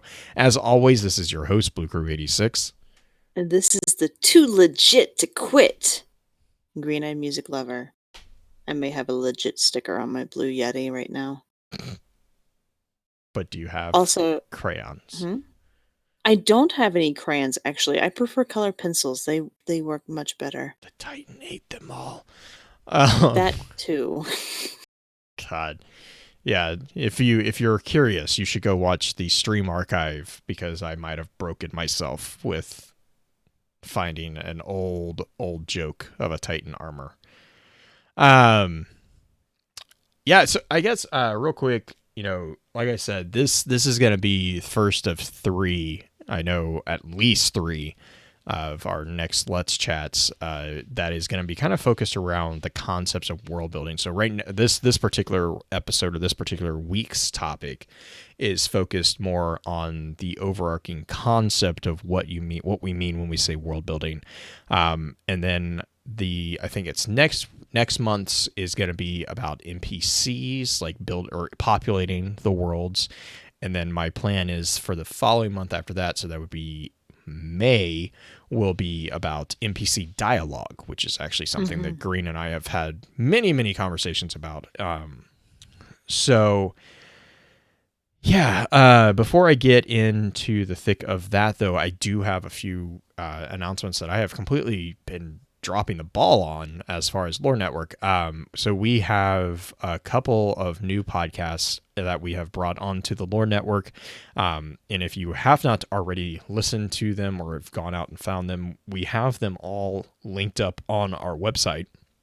If you go to the Lore Network, you can actually select to see all the contributors, which includes the authors, which also includes podcast and YouTube channels. We have them broken out for all that. But the two new ones are the Guardians of Lore team and the Spinfoil podcast, which is the Guardians of Lore is Orchid, Elemist, Miss Hyven, and Hyven. And they're a little bit more lighthearted and really fun to listen to. I think they do weekly. I know they drop their episodes on Friday. Friday morning. Okay, perfect. Spinfoil is kind of it's Taylor B and Bagels.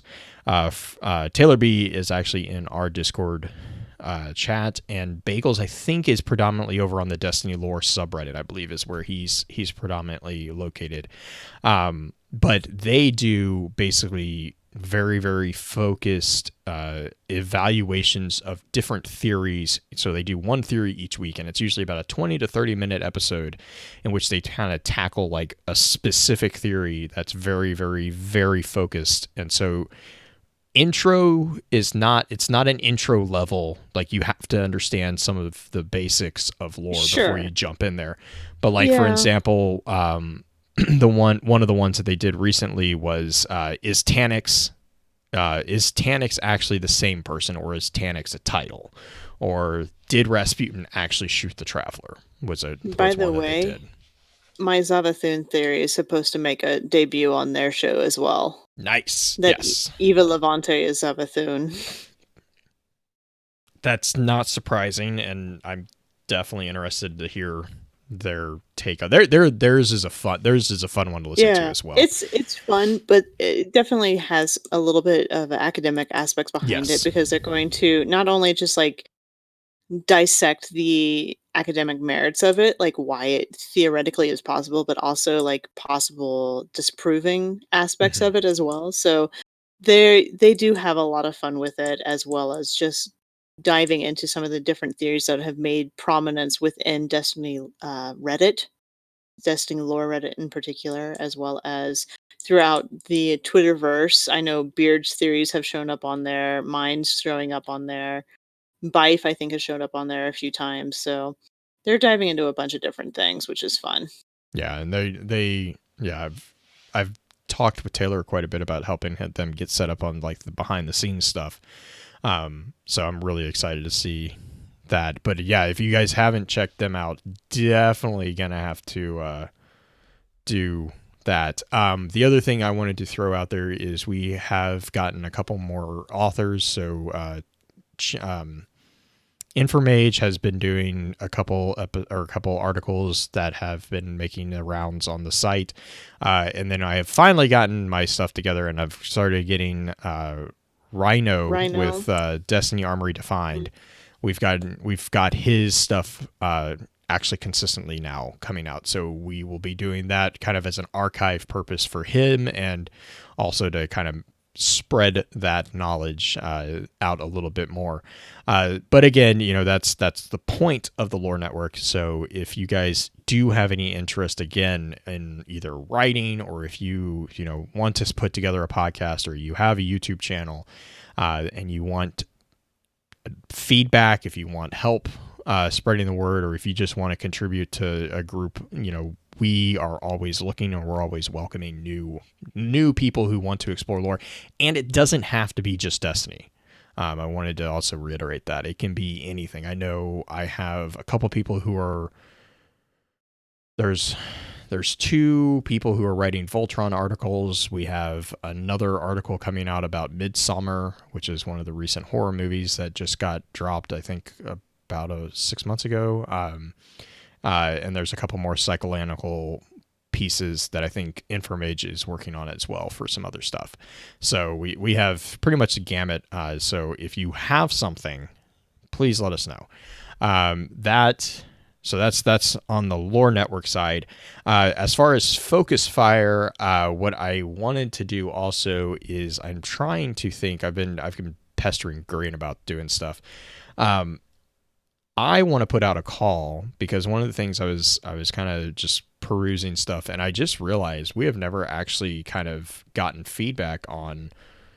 So we have a group in the Discord called the Cadet of Lore, which is where all the people who are either subscribers on Twitch or patrons on Podbean, they get access to all of the unedited banner art that we do every month. Or every week. Every week we do the banner, and I give them the version that can be used as a wallpaper. We'll sometimes throw extra or early versions of maps and stuff like that up in there. So if you're interested in that, please either jump over onto Twitch, or Podbean has it as well. But we call that the Cadet of Lore. But I also realized I've never asked people, and this is completely on me for not realizing it and dropping the ball on it, but I've never asked people, when you think of Focus Fire community, do you have a term? Like, I know Green, we call your team the Whip Squad. I'm curious as to what we should call the Focus Fire group, because I honestly have no idea. So that's my request to the community. I would like to hear thoughts on that, because I want to refer to you guys as something other than you guys. Listeners. So yeah, that's all I got. That's really my special announcements for the day. Cool. But yeah, so I have a couple of just, standard housekeeping notes, and then we're going to get right into it. Okay, Green. Okay. Where do we start?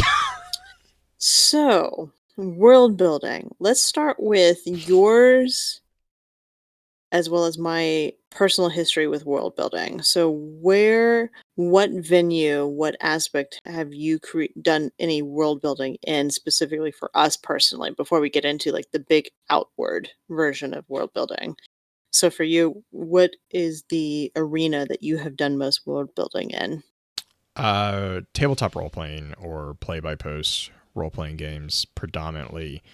I do like I've written.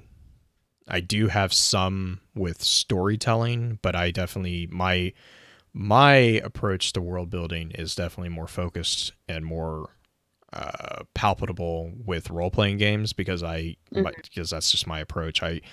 I focus more on technical aspects of the world that I'm building. So a lot of the like ins and outs of things that when you're writing a story, and we'll get into this. This is kind of the difference between what's referred to as world building or world conceptualization. I definitely am a world builder as far as my brain goes because that's the stuff I focus in on. But yeah, my predominant exposure has been to like, physics, geography, the culture, like the overarching culture, cosmology a little bit. I know that's a big element in a lot of fantasy, but I don't really delve too much into that because I'm more focused on like the actual culture and the society. So like there's aspects of cosmology that get involved in it, but not significant like pantheon level details. And I'm also pretty with RPGs. The nice thing about that is that you can be pretty unapologetic about borrowing aspects from other RPGs. So if you have something that if you have something that works and that you've experienced, and like I play a lot of the indie RPGs, or I have in the past, and so like I have my favorite magic system, I have my favorite combat system, and so you just throw those together and. Once you get intimately familiar with a lot of the systems, it's really not hard to kind of mix and match and merge them together where it's pretty seamless.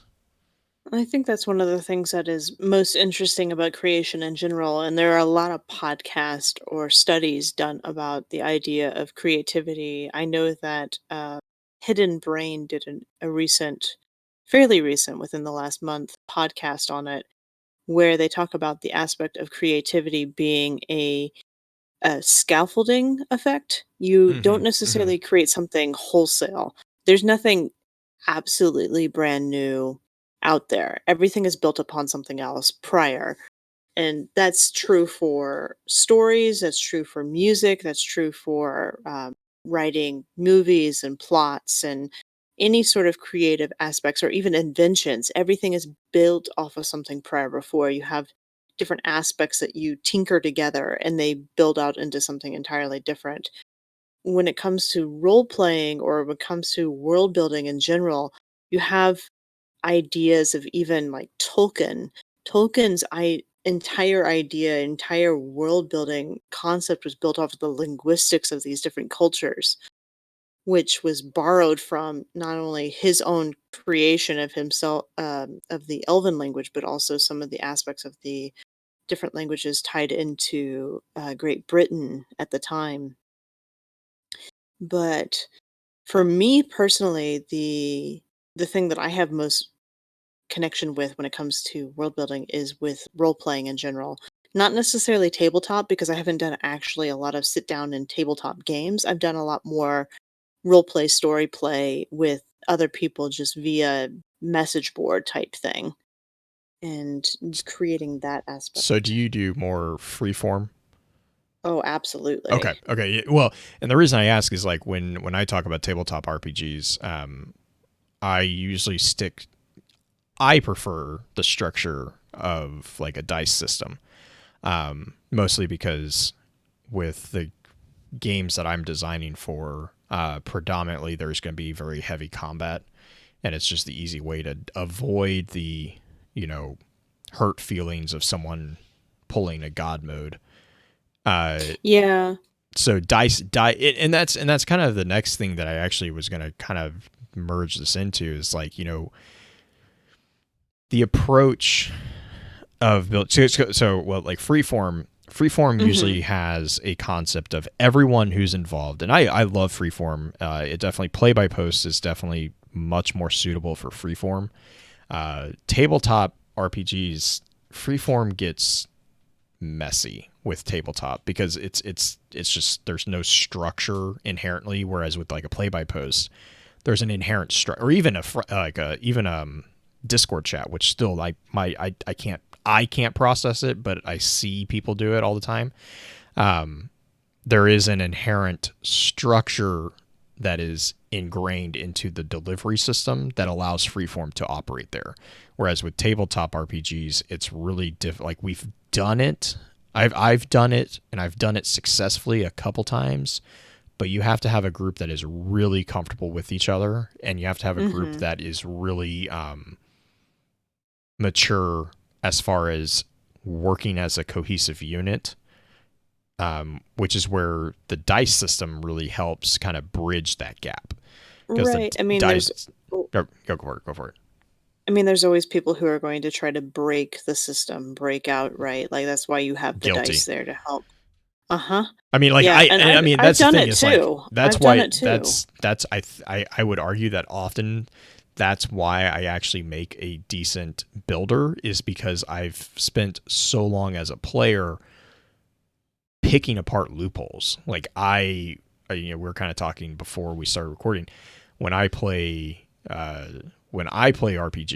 I play a skill monkey is the kind of the term, which is basically a term for rogue characters, basically characters who don't specialize in one particular thing, but are kind of more of a jack of all trades. And the benefit to doing that is there's a particular approach that some people refer to as min-maxing. Some people refer to as what I kind of refer to it as is just loophole.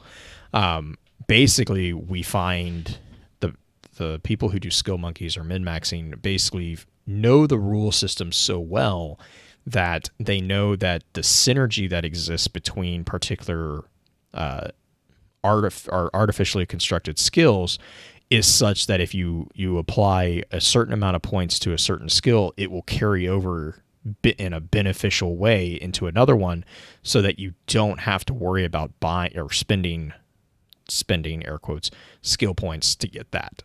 Well, it's like finding out that 1-2 punch for shotguns works really well with Arcstrider with the with the Liar's Handshake. Liar's Handshake, right.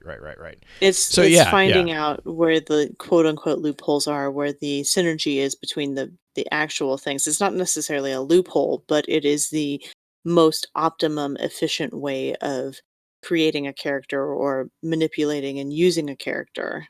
It's a manipulation of established rules to create a advantage over not just the environment but also other characters, which, I mean, again, not to get into the dangerous argument of if that's breaking the rules, because the point is like it's not breaking the rules, especially in RPGs. You can't break rules because your person who's keeping the rules is a human being that's sitting across the table from you for a lot of times.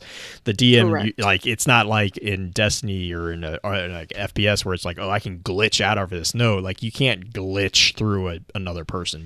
They usually notice you when you're like, no, I'm going to do this. No, you can't do that. So you have to have like, you have to find that explanation, which is where, the approach when you're designing a game kind of comes in, because there's two predominant approaches, right? There's okay, I'm going to design a game, or I'm going to design a world for a game, but there's also, I'm going to design a world for a story.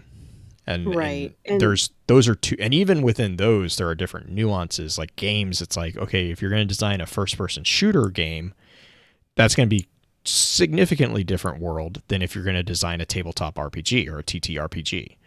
Right, and to be fair, those are both based off of a singular origin. That's not necessarily based off of a cooperative origin, which is more freeform play. Well, a tabletop can be cooperative. Right, but no, okay, sorry, yes, RP, yeah. Like the RP posts that I do. Right. RP You're posts are collaborative, yeah. Correct. So the primary things that we're going to talk about as far as the episode goes with the world building is going to be based from a single origin. It's going to be based from the quote unquote DM or GM aspect versus doing the freeform play, which is more of what I'm used to, where you have multiple people within an instance telling a story together that are they each have aspects that they are able to affect on the world. So it's not just one person creating the not just a setting or anything like that, but multiple people are creating the settings, multiple people are creating the interactions, and it is a joint venture that has both give and take as far as the flexibility of the adventure as well as the outcome. There is a problem sometimes depending on who you're playing with on the aspect of min-maxing versus keeping within a realistic role that everyone can agree on. And I'm sure we're going to talk about that a little bit later, but totally there's probably I would say more three aspects that we have available to us. What do you think, Blue? I would agree. Yeah, you're because you're talking more, and I mean, I guess that to me, in my paradigm, I attribute collaborative storytelling, which is really in my brain what you were just talking about. That's more for I view that as more for designing for writing a story, which it's a blurred line, obviously. Oh yeah, but very like, much so. but when you have a lot of times what you'll see with a lot of like fantasy novels is the books that have two authors. That's a collaborative story. Correct. Whereas like, you know, I mean, Dark Tower, which, you know, comes to mind, Wheel of Time. Actually, Wheel of Time is a collaborative story now, but Dark Tower is a single point origin because it's all coming from Stephen King. Whereas with yours or with, you know, the Wheel of Time, it's now I always forget his name. Sanderson. Brandon Sanderson That and then one. Robert Jordan. Robert Jordan started it, and then when he died, Brandon took Sanderson over. finished it. Right. So yeah, that's to me, those are derivative. Those are fragmentations of the writing a story. Whereas a game, I would attribute more to like the base underlying axioms of a tabletop RPG or the code that you find within a first person shooter, right? Which I mean, like even with collaborative storytelling, there is a single point origin in that you have agreed to stay within the confines of a certain set of rules. Right. There's a set of rules that are out there, but within the rules, you may have two different voices going on. As far as the collaborative storytelling, it's not collaborative storytelling in the way that I'm used to is not conducive for a video game because it is based off of multiple perspectives, multiple aspects affecting the same world. It's not.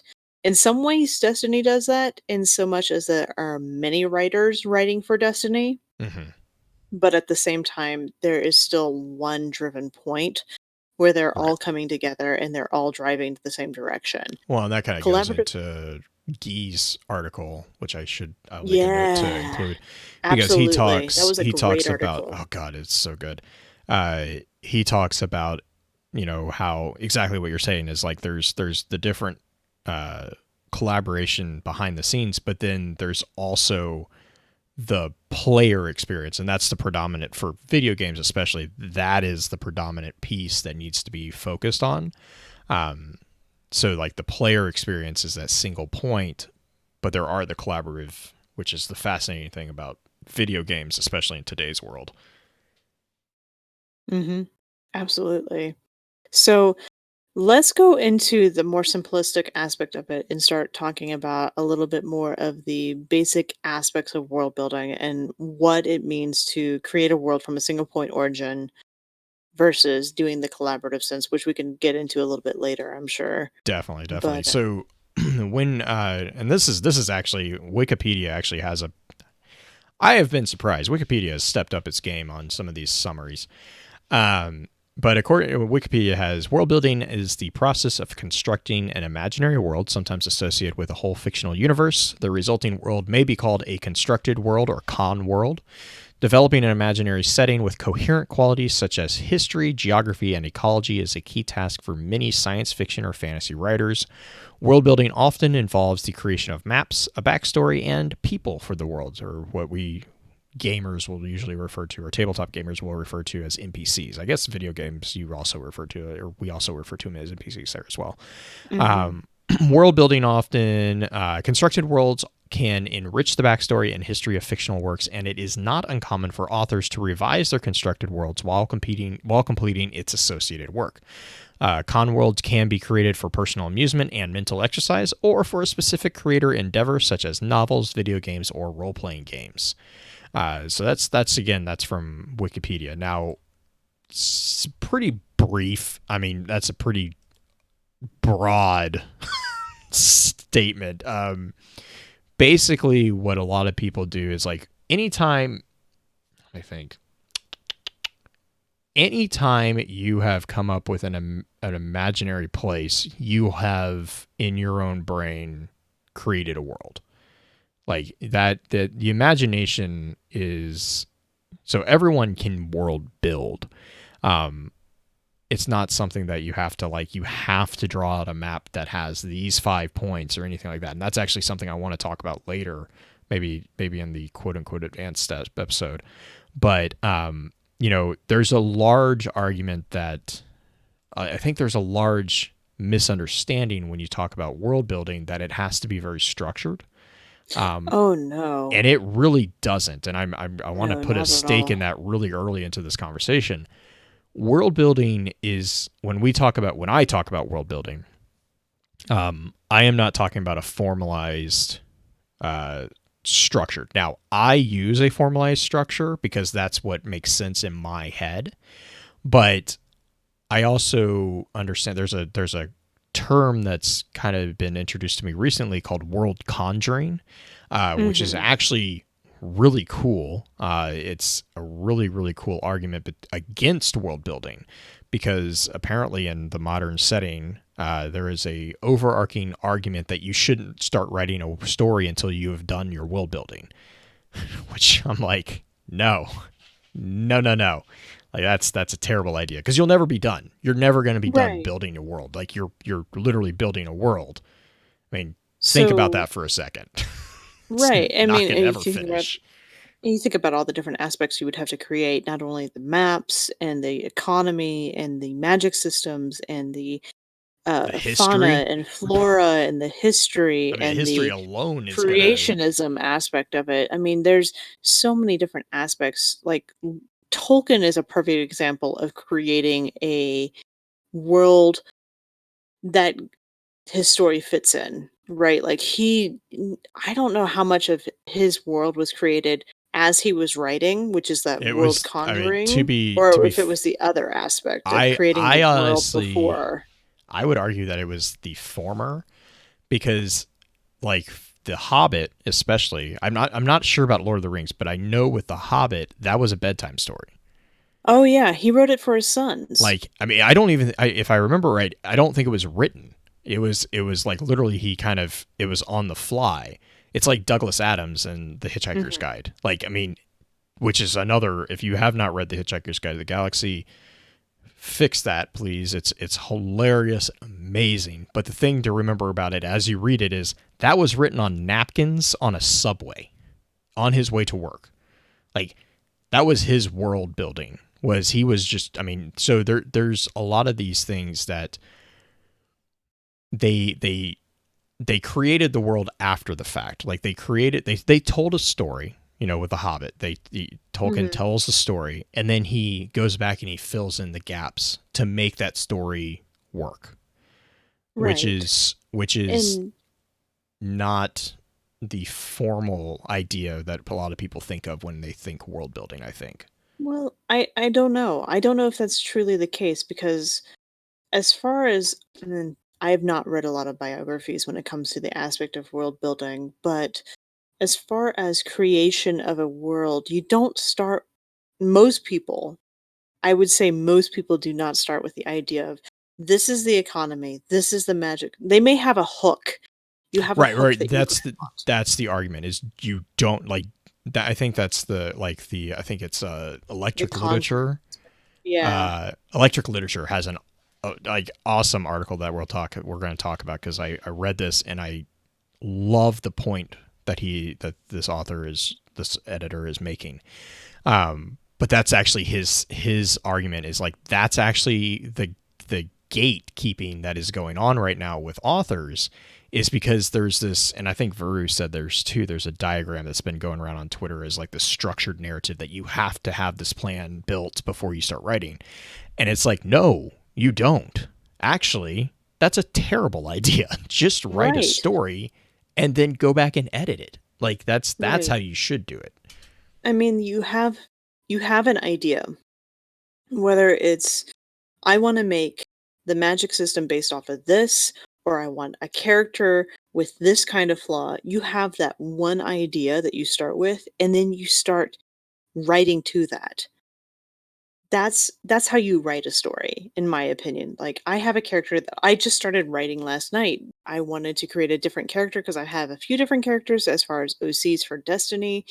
I've played Petra quite a bit, so I have a character that's technically an NPC as well, but I didn't want to play Fedra anymore, who's my hunter character. I wanted to create a different character. I wanted to create a Titan, and I had this Titan, and the only hook that immediately popped into my head was a Titan who a commanding officer needed a scapegoat and used her as such, so she has trust issues. That is my hook. And I'm going to start writing for her based off of that one piece of information. I'm not designing the world, I'm not designing her backstory until I have that one piece of information set in my brain, because that's where everything is going to stem from. That's where her motivation is going to come from. That's where a lot of her influences and emotion and her tone, especially, is going to come from just that one piece of information. There's so many different aspects where you have writers who are like, I need to create this entire world, but their characters lack any sort of emotional connection because there's nothing that the writers are hooking to you. There's no emotional collaboration between the writer and the reader at that point. Well, and I think that also goes to so like for your example there is like I think the counter argument there would be, well, the world's already created, right? Because you're writing in Destiny. And I mean, that's true. Yes, there's already a basic understanding. But the other thing is, and this is something that I have seen actually a number of times be very successful, is people will start out with a story that is a fan fiction, and then they get done with their story and they go back and they tweak it, and all of a sudden it's not a fan fiction, it's its own world. Oh, yeah, absolutely. So, like, I hate the words that are about to come out of my mouth, but that's the entire thing of the 50 Shades of Grey story. Is that it was started as the only reason I know the this fan fiction for Twilight. Yeah, it was started as a fan fiction for another equally terrible story, and Twilight. then they went back and post and edited it so that it was arguably its own thing. And I mean, look, but and as much as I hate bringing that into this thing, look at the success that thing has gotten. Like, I mean, it's not currently because it was literally no substance, but the success that it enjoyed, that was all based off a flash in the pan, as far as fan fiction. But that's what I'm saying is, yeah. Sorry. That was the aspect that I was talking about earlier, and the fact that nothing that is created now is 100% original. Correct. Everything is based off of something else. So even if the thing that a lot of authors and the thing a lot of writers have a mental block in is that they have to create something original.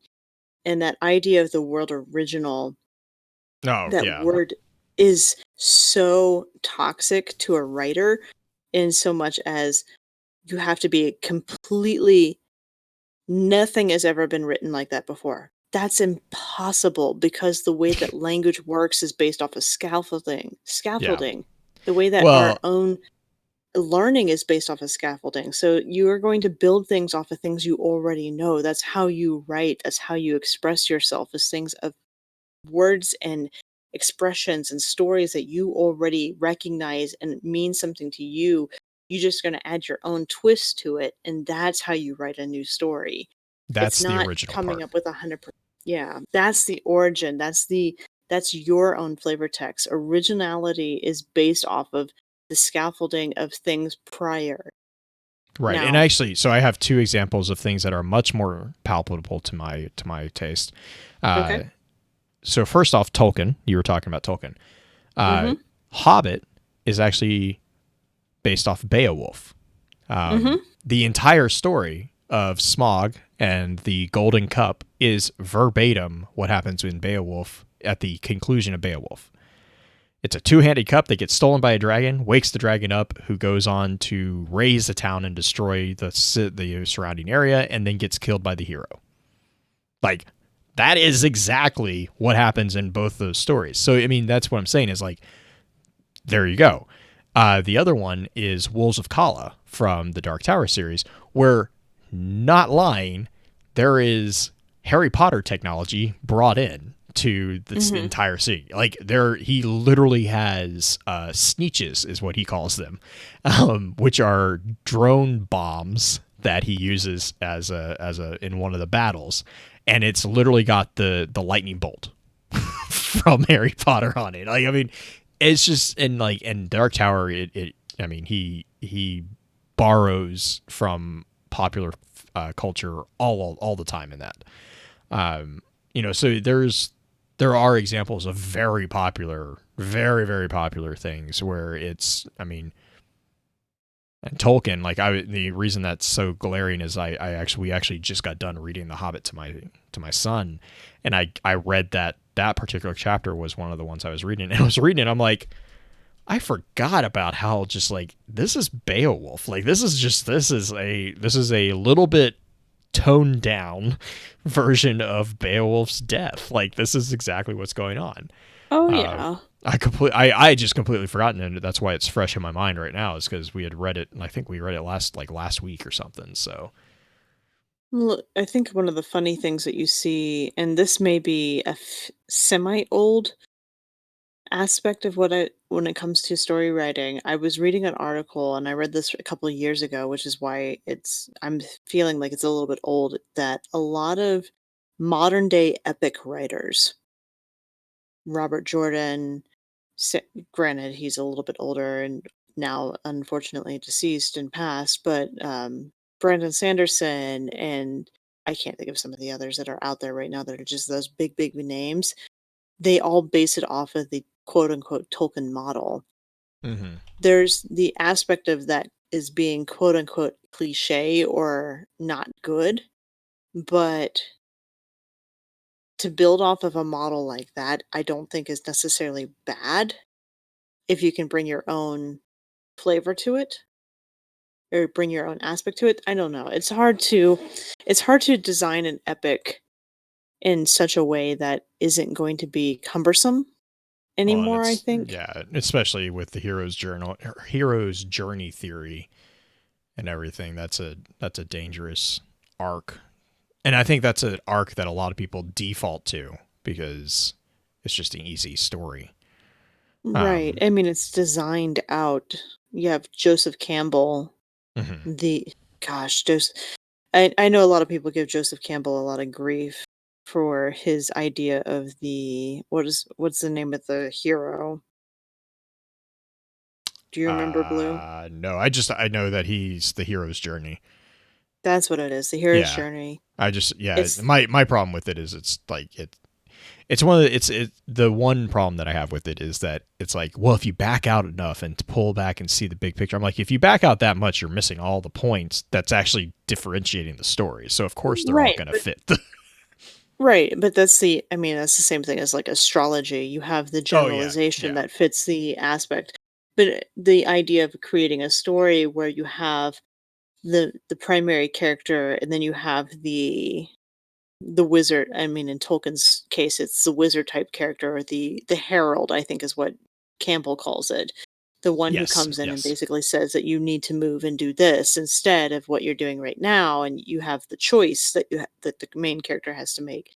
There are aspects that follow that in many, many, many stories. I mean, Sanderson follows that in his Stormlight Chronicles. The main one of the main characters, he has that desperate situation that he's in his life, and then he has another character that comes in and says basically that this is not necessarily where you have to be. Now, granted, it's not a wizard character, it's not going to fix everything, it's not anything like that, but it's this character that gives him a choice that helps bring that choice to light. And there are aspects in a lot of really, really good epics or really good stories that have that same format, but aren't necessarily built on the same. It's not like a Marvel movie. It's not going to be exactly the same, but it's going to have some of the similar flavors that you're going to recognize and be able to latch on to. Right. And I mean, I think that's also, that can kind of to dovetail it back into like the actual world building stuff too. That ties into the argument between the top, what's referred to as top down, outside in, to bottom up, inside out, right? It's like a lot of times you will have this, or actually, I mean, it's even more is the concept of like, it's referred to often as like the 7 deadly sins of world building, or the basis of world building, like, you know, the checklist that you always want to do, basically, which on a general, it's the thing that's like, you know, it's on a general level, yes, it's good to keep it in mind, but you don't need to become a rules lawyer about it. You know, so like for instance, what's referred to, this is from I think it's IO9 Gizmodo. They have what's listed as what they call the 7 deadly sins of world building. And this is basically stuff that like, they're like, this is big mistakes. I will preface this with, again, this is stuff that I would say you need to go back and edit after you've written. Like, go back. So write your story. You know, if you're writing a story, if you're building a game, you know, write the story for the game, or write the story that you're writing, and then go back and make sure you're not falling into these traps. But don't try to think about these before you start writing, because then it's just like what Green was saying earlier. It's going to become a technical novel. It's not going to become it's not a story. It's just you being a history novel. No one wants to read a history book. If they did, I mean, they wouldn't. there are some. Right. There are some people who like to read that, but that's. I mean, that's. But they're not going to be few. picking up. They're not going to be picking up a fantasy book if they're wanting to read a history Right. novel. That niche is very, very, very, very, very, very small. So whatever. If that's the purpose of what you're writing, I mean, whatever. My point is, this is like editing stuff. It's like not thinking about basic infrastructure. Okay, that makes sense. Not explaining why events are happening now. Okay. Creating fictional versions of real life human ethnic groups that never go beyond one dimension. Fair. Creating monolithic social, political, cultural, and religious groups. Inventing a history that is totally logical, which that was actually a really fun one to read into. I'll kind of come back to that one. Not really giving a strong sense of place, like what it smells like after it's been raining, which is an interesting one. And then introducing some superpower like magic or insane tech without fully accounting how it would change society. Now that one actually, I do think you should at least consider if you're writing a story, or if you're designing a game especially. You don't want to create something that's going to break it. Like that Right. is a fair point. Now, I mean- unless that's the point of the story. But yeah, I mean, it really depends on what your aim is for the story, because creating a story is based off of an emotional buildup, a overcoming of conflict, right, and then a denouement of resolution of the conflict. That is the whole point of a story. That is the most basic arc of a story. But if you create a character that has no conflict, the story is flat. Meaning, if you create a character that's going to be ultra powerful, there's no conflict that can touch them. So there's no build up for that character Right, unless to grow. the story 'Cause is you the build need, up. correct, but you Right. need growth. A character needs growth to be able to connect to the reader. That is the whole point of creating a story, is that you want to see a character not necessarily struggle immensely, but at least struggle in a way that is relative to the reader who is currently Mhm. reading it, whether it is trying to get a ring and overcome their own fears and overcome their own hobbitness into Mordor, and to throw away something that has become precious to them over this time, Mhm. versus a character who is Superman and doesn't have, I mean, Superman is a terrible example because Superman has his own problems, but Well, but he's Superman not a terrible example because the whole reason that Superman has his problems is because the story of he is a Superman's creation Superman. is that he was one of the earlier superheroes, and so they Mhm. created him as like the kind of jack of all trades with superpowers. And that's why if you read like Superman over the ages, like that's why continuously they have to keep getting more and more outlandish characters to come back and combat him, because it's like every time it's the whole Sword of Truth situation. Every time he gets up against a villain that he hasn't, he needs to learn a new superpower, he miraculously learns a new superpower. Well, the problem then is, he already has all these other superpowers, so now he's got this arsenal of just like, godlike powers. But if you think about Superman stories aren't necessarily about overcoming the villain. The villain is not the problem 90% of the time. It's overcoming his Superman. own otherness, Right. his own alienness compared to Lois Lane or characters that he's trying to have a relationship with. It's deciding who he is in relation to other people at that point. So there is a conflict that he's dealing with. It's not necessarily the traditional conflict of overcoming a bad guy, even though there's that aspect there. His own emotional conflict is overcoming his own different aspects compared to everybody else. Correct. And I think that's also, I know that with Superman and DC, that's where the whole like very, very heated debate on Batman or Superman come in, because Batman is inherently a damaged character from the start, whereas Superman's like the inherently perfect character from the start. He's not. They're both but like terrible characters. Let me just say that. I mean, I This can see this. is going to get me a lot of hate, and I'm fine with that. They're both terrible characters. This is why. Neither character is emotionally vulnerable to other people. Maybe Superman slightly more, but Superman has so many superpowers that he can overcome quote unquote anything. Batman is so emotionally damaged that he cannot connect emotionally to anybody else. Not Selena Kyle, not anybody in the stinking universe. And I almost cursed right there. I was going to say, I'm going to golf clap. Yeah, he's not I mean, they're both good characters in their own right, but they're both written in such a way that their emotional connection to an everyday reader is so tenuous at best that it is an idealized self that you're trying to see. Because that's the whole purpose of reading a story, right? You're wanting to connect to the characters in the story in some way, shape, or form, whether it's the main character or even a supporting character. You're trying to see yourself in the story so you can take yourself out of the reality of what is into the reality of the book or the reality of the world that has been created. And Superman and Batman are such terrible aspects of it. And I would expressly say that a lot of superhero characters are such terrible aspects of it because they are so out of the box that it's hard for any character or it's hard for any person to truly connect to them. I would say there are a few that will connect specifically to you, but as an overarching thing for society, it is not a grandiose story that is going to connect to every person out there. And I'm going to get hate for that and don't care. Love you guys. That's why one of my favorite portrayals of those two characters is from the Lego movies. Because they play that up so much. And it's amazing. Oh, Lego Batman is hilarious, by the way. But anyways, so, oh man. I mean, the thing is at the end of the day, I would say, and I'm trying not to get into the debate against world building versus world conjuring. The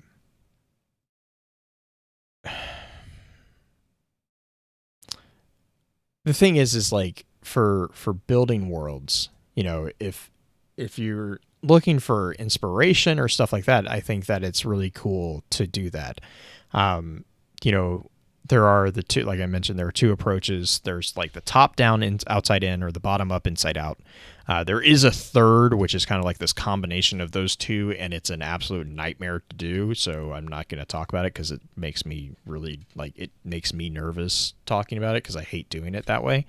But like what you'll see is like with tabletop RPGs, that these are really, really evident. You either will build the world and then build down to the campaign that you're going to play or the mission that you're going to play, or you start with the mission and then you build the world around that as you need it. The danger with number 2, or like the bottom up version, is that it can really introduce a lot of need for retcons because you're having to constantly deal with inconsistencies because you haven't thought about it. The problem with number 1, the first one, the outside in, is that if you're on a tabletop especially, and this is like the most frustrating thing, and it has happened to me a lot as a DM, is you build this huge immense world and you have like everything in place, and then the players decide to go right instead of left. And it's like, and they completely basically, I mean, I can't tell you how many worlds we have built and will never see the light of day because the game, the group that we were playing with decided that they didn't want to do it.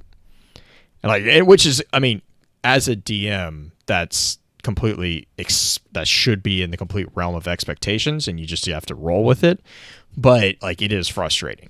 Now for writing a story, the same thing applies. Like you can write the, the hook, like what Green you're saying with your character, with the Titan character. Mm-hmm. That is kind of taking an inside out approach for the story. I am still I still will adamantly argue that Destiny has taken an outside in approach, because Destiny 1 was really all about building the world, which is why which is the number one complaint that a lot of people had about Destiny 1 is like, well, there's no like story going on about blah, blah, blah, which is complete bull. But the reason why is because they were really busy building the universe. Now in Destiny 2, you see this muddying of waters, as we've kind of talked about, is the characters are getting populated now. And we're starting to see the conflicts between these characters that were really always there, but we were getting explained the larger rules of the game, and now we get to see the NPCs that exist within those rules. That's how I've always kind of taken the whole Destiny construction. I mean, look at where we're at now. You have Osiris, a character who was only a name and a story back in D1, right? Mm-hmm. Now approaching Rasputin and calling him out. Now Rasputin was also, in some ways, very, very early on, only a name and a story until we woke him up completely. And we didn't actually see him until D2 and Warmind, when we finally got to Mars and to the Clovis Bray facility. But there are a lot of player actors now available in Destiny, and there are a lot of open conflicts. I wouldn't necessarily say there are story arcs there, but I wouldn't necessarily say that they are part of the necessarily main story arc with Destiny. But there are a lot of open story arcs in Destiny, and a lot of player characters.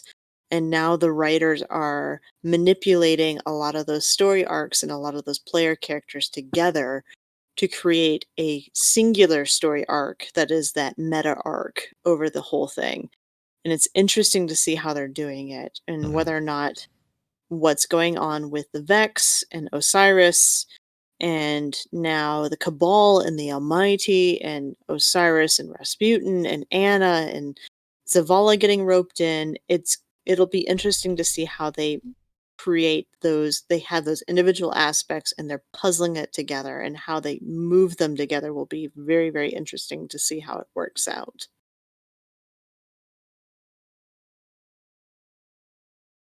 Yes.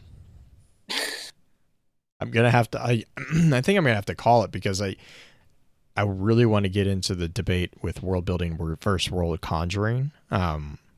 Let's do it in the advanced episode. Yeah, I'm gonna say we'll have to jump for that into the air quote advanced episode. So, I don't know. Shout outs, last comments for this episode. Green, what do you got for us? My shout out actually goes to a really close friend of mine, Raz. Raz just today. Now, this is March 6th of 2020. For those of you who are in the future, she just had her last treatment for cancer today. And so she rang her final bell and she's out and she's got a new lease on life and she's really, really ready to go. So my shout out goes to her in that she has survived this, she has done this, she is ready to move on and she's ready to kick ass. And shout out goes to her for being strong enough to make her way through this because cancer is not an easy thing to go through. Going through all of the chemo and everything that she went through for 5 weeks. Good on her for getting out of it and being ready to go on to having a good life outside of it. Blue? I mean, just really a big shout out to everyone who is actively, in some way or fashion or form or whatever, who is trying to either write your own story, write a story, or participate in a story. If you're, just the process of imagination is such a powerful process that I think doesn't get a lot of emphasis in today's world, and it's kind of sad because it really does help with whether it's mental illness, with your feelings of community, all this stuff. It's something that's really powerful, and so for those who put themselves out on a limb to do that, I think that's really, really powerful. I think that's really cool.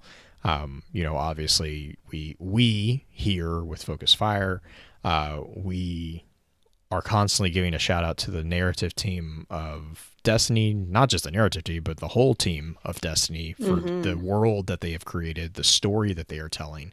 The same for any video game that you enjoy. There's a huge number of people, both past, present, and even future, who will continue building that universe and constructing that universe that you lose yourself in. And that's a really big, that for me, that's a big part of my life in general. So just a really big shout out to really just all of that, all the people who fall within that giant group, which is basically everyone, to be fair. But yeah, that's just my general shout out. As has become my new tradition, because Green forced me to make up one. I wanted to Yay! thank you for your time, and until next time, remember, with wisdom we conquer. Stand strong, stand tall, and keep exploring.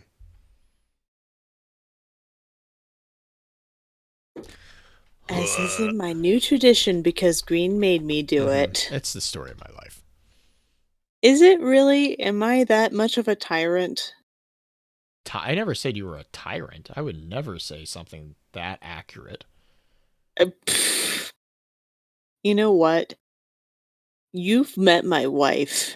She is much more. That's true. This than is very I am. true. Trying to find. I had Guy's website, but I can't find it. I know he posted it on Medium. He posted it on his Twitter. Yeah, I know. Well, he didn't. He changed the link. Oh, okay. Like he has a series of narrative design essays on his website, but the cake one is he posted that on Medium. But I want to get the storytelling and game site, because that's what I want to. Because there's a number of other really good ones that he's written in there. Let's put this right here.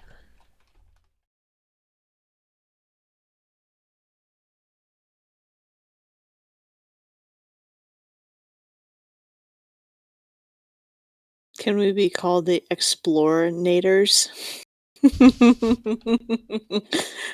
I liked the pun. Did you know, Dead Again, that I was the one who called out that pun initially? The explore together pun. You were? I'm pretty sure I Justin and I was. came out with that like a Really? long time ago. I was the one who called it really, really heavily, I thought. Oh no, like we've like the explore together thing, that was like that's God, man, I don't even remember when I came Right, up but with the that. lore being called out at the end of Yeah, it? because like Okay. I'd have to dig up. I have notes where I was like I was I playing thought it with was. um no, yeah, Dancy, that's the Medium article. I found it. It's his name basically is his website. I forgot about that. But he has this collection of narratives to Sign of Six. Yeah, no, god damn it. Now I'm gonna go digging because I'm like, I swear. Give me a second. Where did I hide this thing? This thing's like ancient that I have.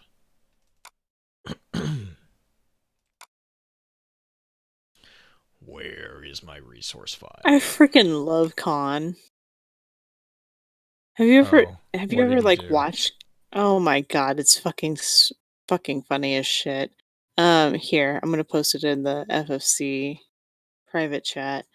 So there's a thing going around on Twitter of the Twitter me versus real me, and it's literally Khan with a black and white version and the exact same fucking photo with a colorized version. I'm like, you're such a twat. He's such a freaking funny Oh ass yeah, guy. no, I did actually I just see that. love him. I didn't realize that's what that was. Yeah. Where did this thing go? This is So fucking Let me see. Let me see when I got this. I made this. Yeah, I made this back at the start of 2016. So where are we starting at this next time? We're starting with Gee's post next time, or are we doing all of this? I was gonna start with conversation and then jump Okay. to yeah, because we kind of talked about that. Yeah, We because kind here. of touched a little bit of each of them, so top down to outside in. That'll be interesting. Do you mind if we leave a tiny bit at the end for the free form? Mm-hmm. Because that is a totally different world altogether compared to single point origin Oh yeah, no, it is. stories.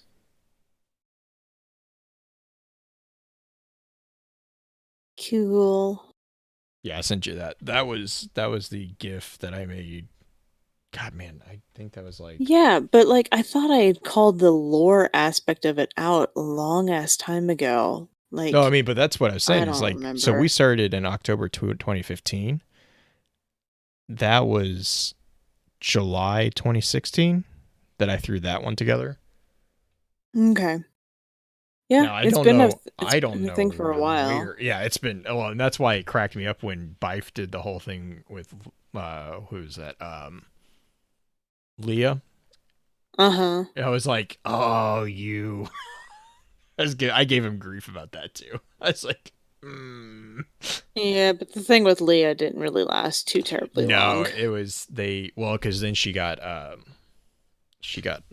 taken on at Xbox. That was right when that's when her whole thing with Xbox took off, and she had Mm. no free time.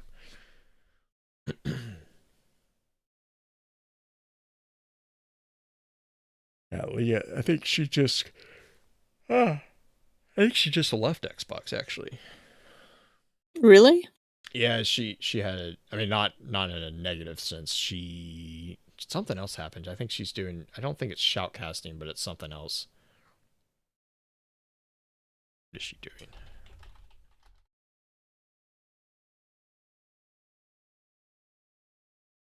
Yeah, because she was previously. Yeah, she's a freelance presenter, so she does like Okay. presentations for contracts.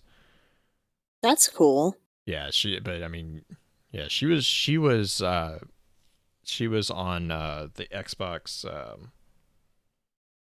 What's their weekly show? I saw it on Twitter every once in a Yeah, while. she was doing that for a long while.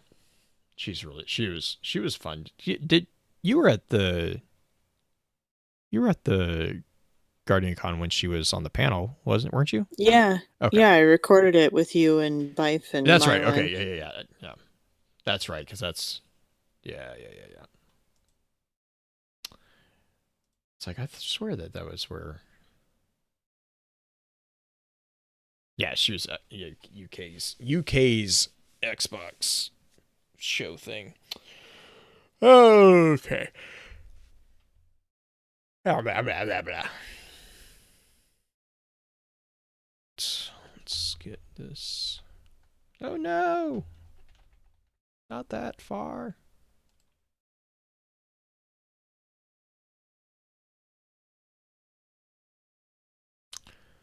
All right, all right.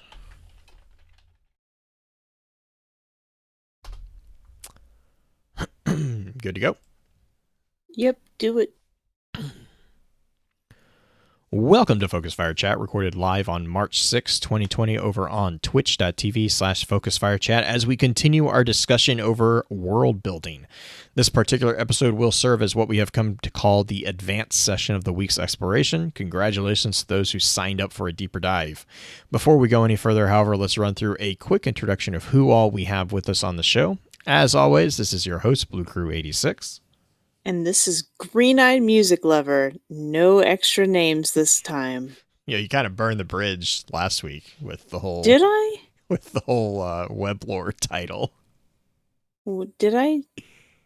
When you were like, I can't even remember. I just remember you were like, even chat was like, It was the whole thing that it was all of Osiris's accolades. Right. So I totally blame Osiris. I totally left the blank space after your intro I'm in sure. the podcast. I was like, I'm not even editing this out. Osiris.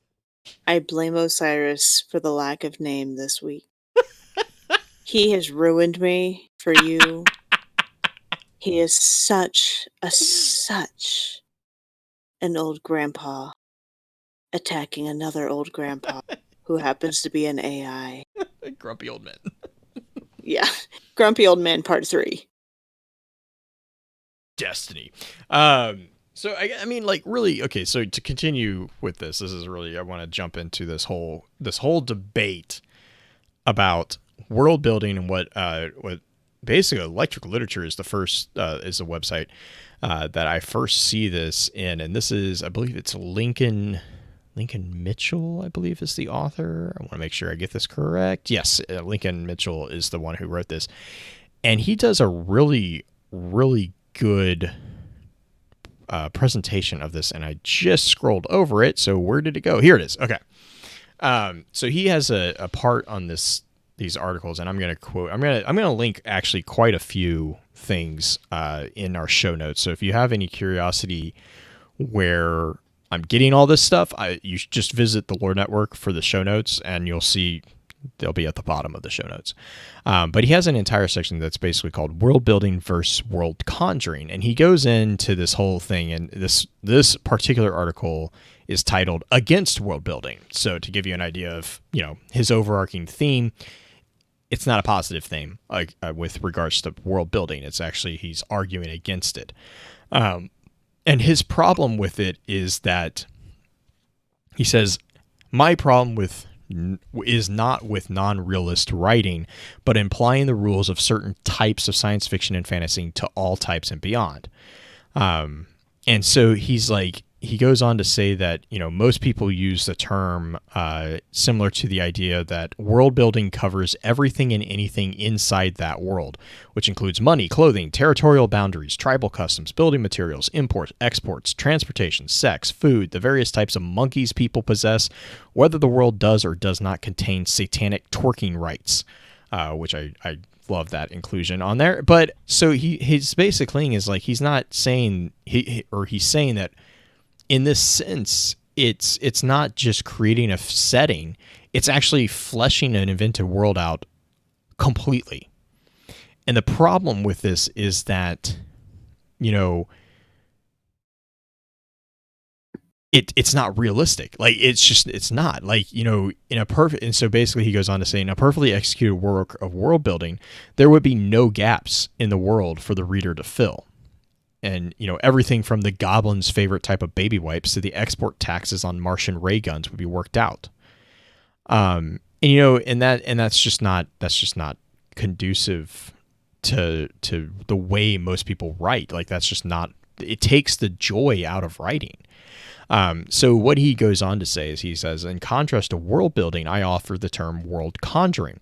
And world conjuring does not attempt to construct a scale model in the reader's bedroom, but it instead uses hints and literary magic to create the illusion of a world, with the reader working to fill in the gaps. So whereas world building imposes, world conjuring collaborates, which is where I really like that concept of world conjuring, because that's kind of what we've been talking about a lot. It actually invites your, whether it's the player or the gamer, it invites that person to collaborate with the creator in building the world together. You are part of the connecting of the dots, really. So here, let me see. He goes on to say, let me make a necessarily incomplete analogy to another platform. In painting, world building is like Renaissance art that attempts to create realistic figures even when they are cherubs, demons, or God.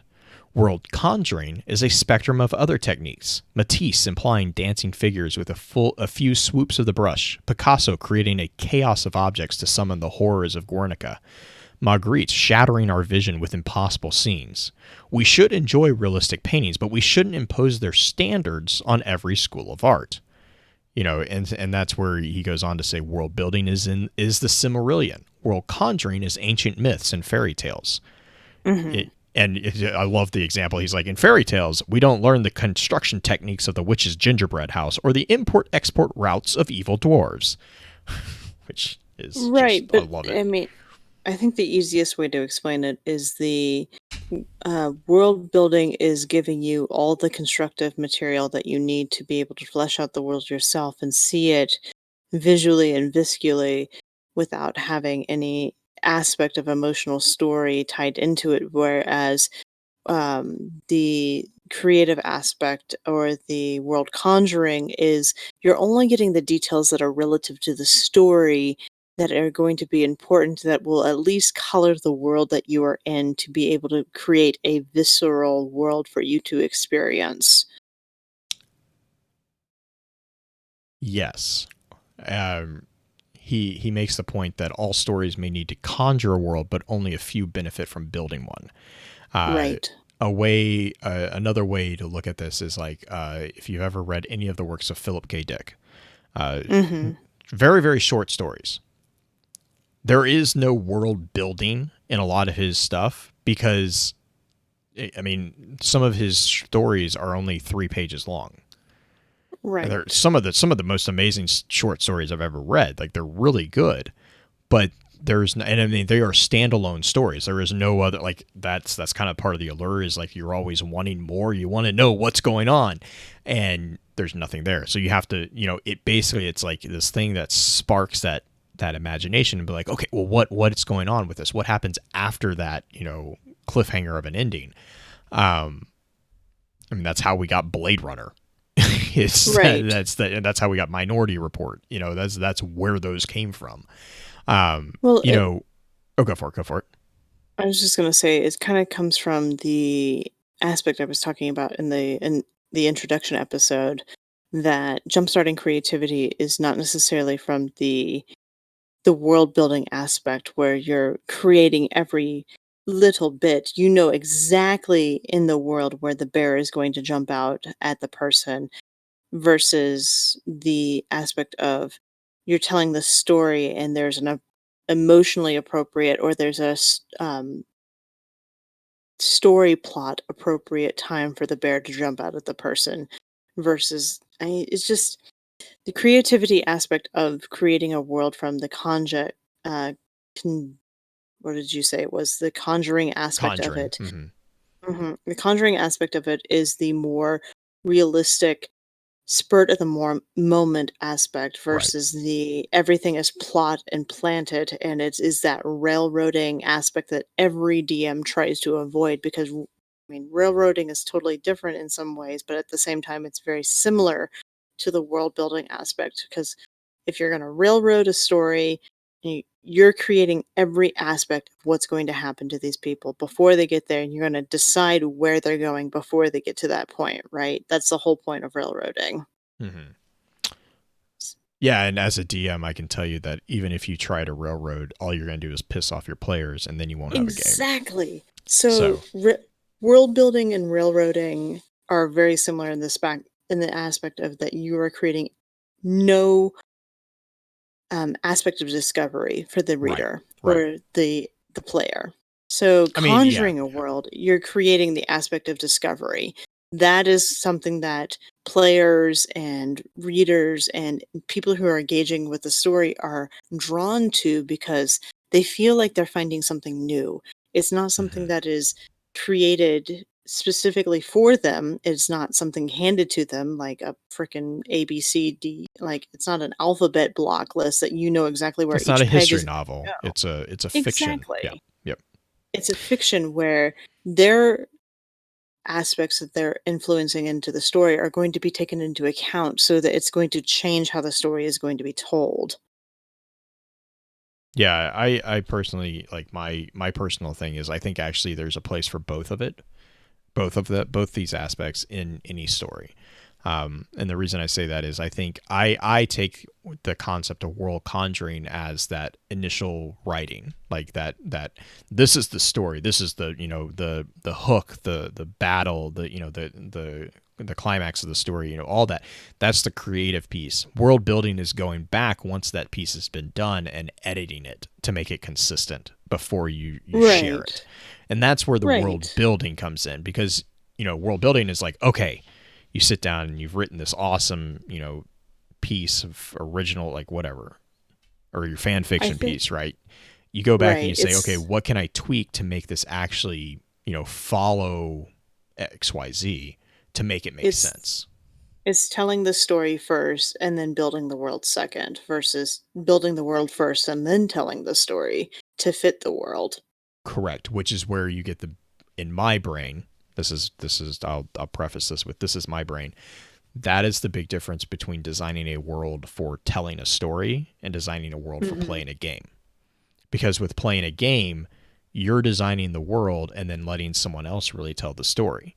Whereas with telling a story, you're telling the story and building the world because you have That's to do both at the same time. right. I mean, that's the hard aspect of the game is the fact that there is a concrete direction in which you're heading. Whether it's direction A or direction B, there's still going to be a concrete direction that you're Correct. heading. So there There's the may illusion of be free choice. exactly versus the actual free choice of being able to kill the chicken versus go and Don't kill the save the chicken. widow. Don't kill the chicken. I mean, if you're in Fabled, you're going to get attacked by every Legend of chicken Zelda will teach you every never chicken in the world. Oh my god, those chickens are brutal. Like I grew up with chickens. Chickens are pretty docile. Turkeys, on the other hand, will fuck your shit. Turkeys will chase you and corner you on a freaking like trailer. I have had this happen. This is a true life This sounds like story. a story. This is a real life story. We had a turkey. I don't remember what the turkey's name was, but the turkey chased both my brother and I, who were teasing it. We obviously deserved it. We had a trailer not sitting not very far from the chicken coop, which is where the turkey lived, that was literally just the back of a truck. Like the truck cab was cut off. It was the back of the truck. It had a little hitch to hook up to another truck type thing. And we hid on that thing for about 30 minutes before the turkey finally got bored with us and just left. This is a true story. Turkeys are evil. I'm going to forget about the PG rating. Fuck fucking turkeys. They are much meaner than chickens. Chickens are fine. Anyway. So, so the article on Electric Lit, he actually gets in a really good debate with one of the authors from, I believe it is LitHub, which is another Emily Temple. So this is an exchange that happened back in 2017, and it's really good. Like, I liked reading both sides of this, and the best part about it is that they actually were like, they were very invested in their points, but they did not, like, it didn't devolve. Like, it was just like they had their separate opinions and they were posed completely. But Emily from LitHub wrote back and was like, look, you're cutting down, the forest to save a tree, basically. Like, that's not what we're saying. You have to do this and this and this, and you have to do, and she's like, she basically kind of does a critique of his article. And her ultimate point is that for her, when you say world building, it means the same thing as world conjuring. World building and world conjuring are the same thing. As with anything else, it's just a matter of tools that you're using, how you're using them, and what kind of castle you're trying to build. I'm like, okay, I can see that. I completely understand that. Even though I personally do agree with Lincoln's point, which then he wrote a response to her response, and this is the one that I really like, because he basically starts. He actually also takes some responses from Twitter, which are hilarious, and devolves into him kind of applying realistic world building to different fantasies that are very popular. One of which is the show The 100, which is, I think, the one where the kids are kicked off the space station or something to sent back to Earth. I think that's the one. Yeah. It's a sci-fi show. I haven't seen it, so I'm not really sure. But anyways, so he's like, all right, so here's the realistic world building version of The 100. The teens are sent to Earth and all die quickly and painfully at the end. Jeez. I'm like, he's not wrong. Like he's right. And his point is like, to pick one example of the absurdity of the show, the 100 teens are said to have evolved immunity to the nuclear radiation that instantly kills normal humans, some of who live in nuclear shelter and are primary antagonists one season after 3 generations. Needless to say, that's a little quick for evolution. Indeed, the fact that teenagers are wasteful instead of intelligently saving every scrap might be the single most realistic part of the entire show. Jeez. Here's the realistic world building. And then he goes on to say, when we critique a work, and there are plenty of reasons to critique The 100 or Waterworld, we need to do it on the terms of the work itself. Those terms aren't always realism, scientific accuracy, or historical accuracy. And that's the part that I really like, is that you have to, when you're critiquing a fictional world, this is something that's applicable to not just literature, but also, Destiny. We have to do this a lot in Destiny. We have to catch ourselves, and we have to be sure not to critique that based off our world, the non-fiction world. You have to take the suspension of disbelief that is required to exist in the fictional world, and you critique it in the terms of the work itself. That's where the death of the author argument comes in. And so he goes on to say, he's not against world building. He's just not against, or he's against world building, not against science fiction fantasy. Again, going back to what works for one genre, you shouldn't apply to everything. Like that's just not the way it works. I mean, building out like Warhammer, for example, there are aspects of Warhammer that if you just started with the Warhammer doesn't follow the story of like one particular person, right? No. It follows the story of different races. There are aspects of one person, right? But you have the aspects of multiple races competing in this world.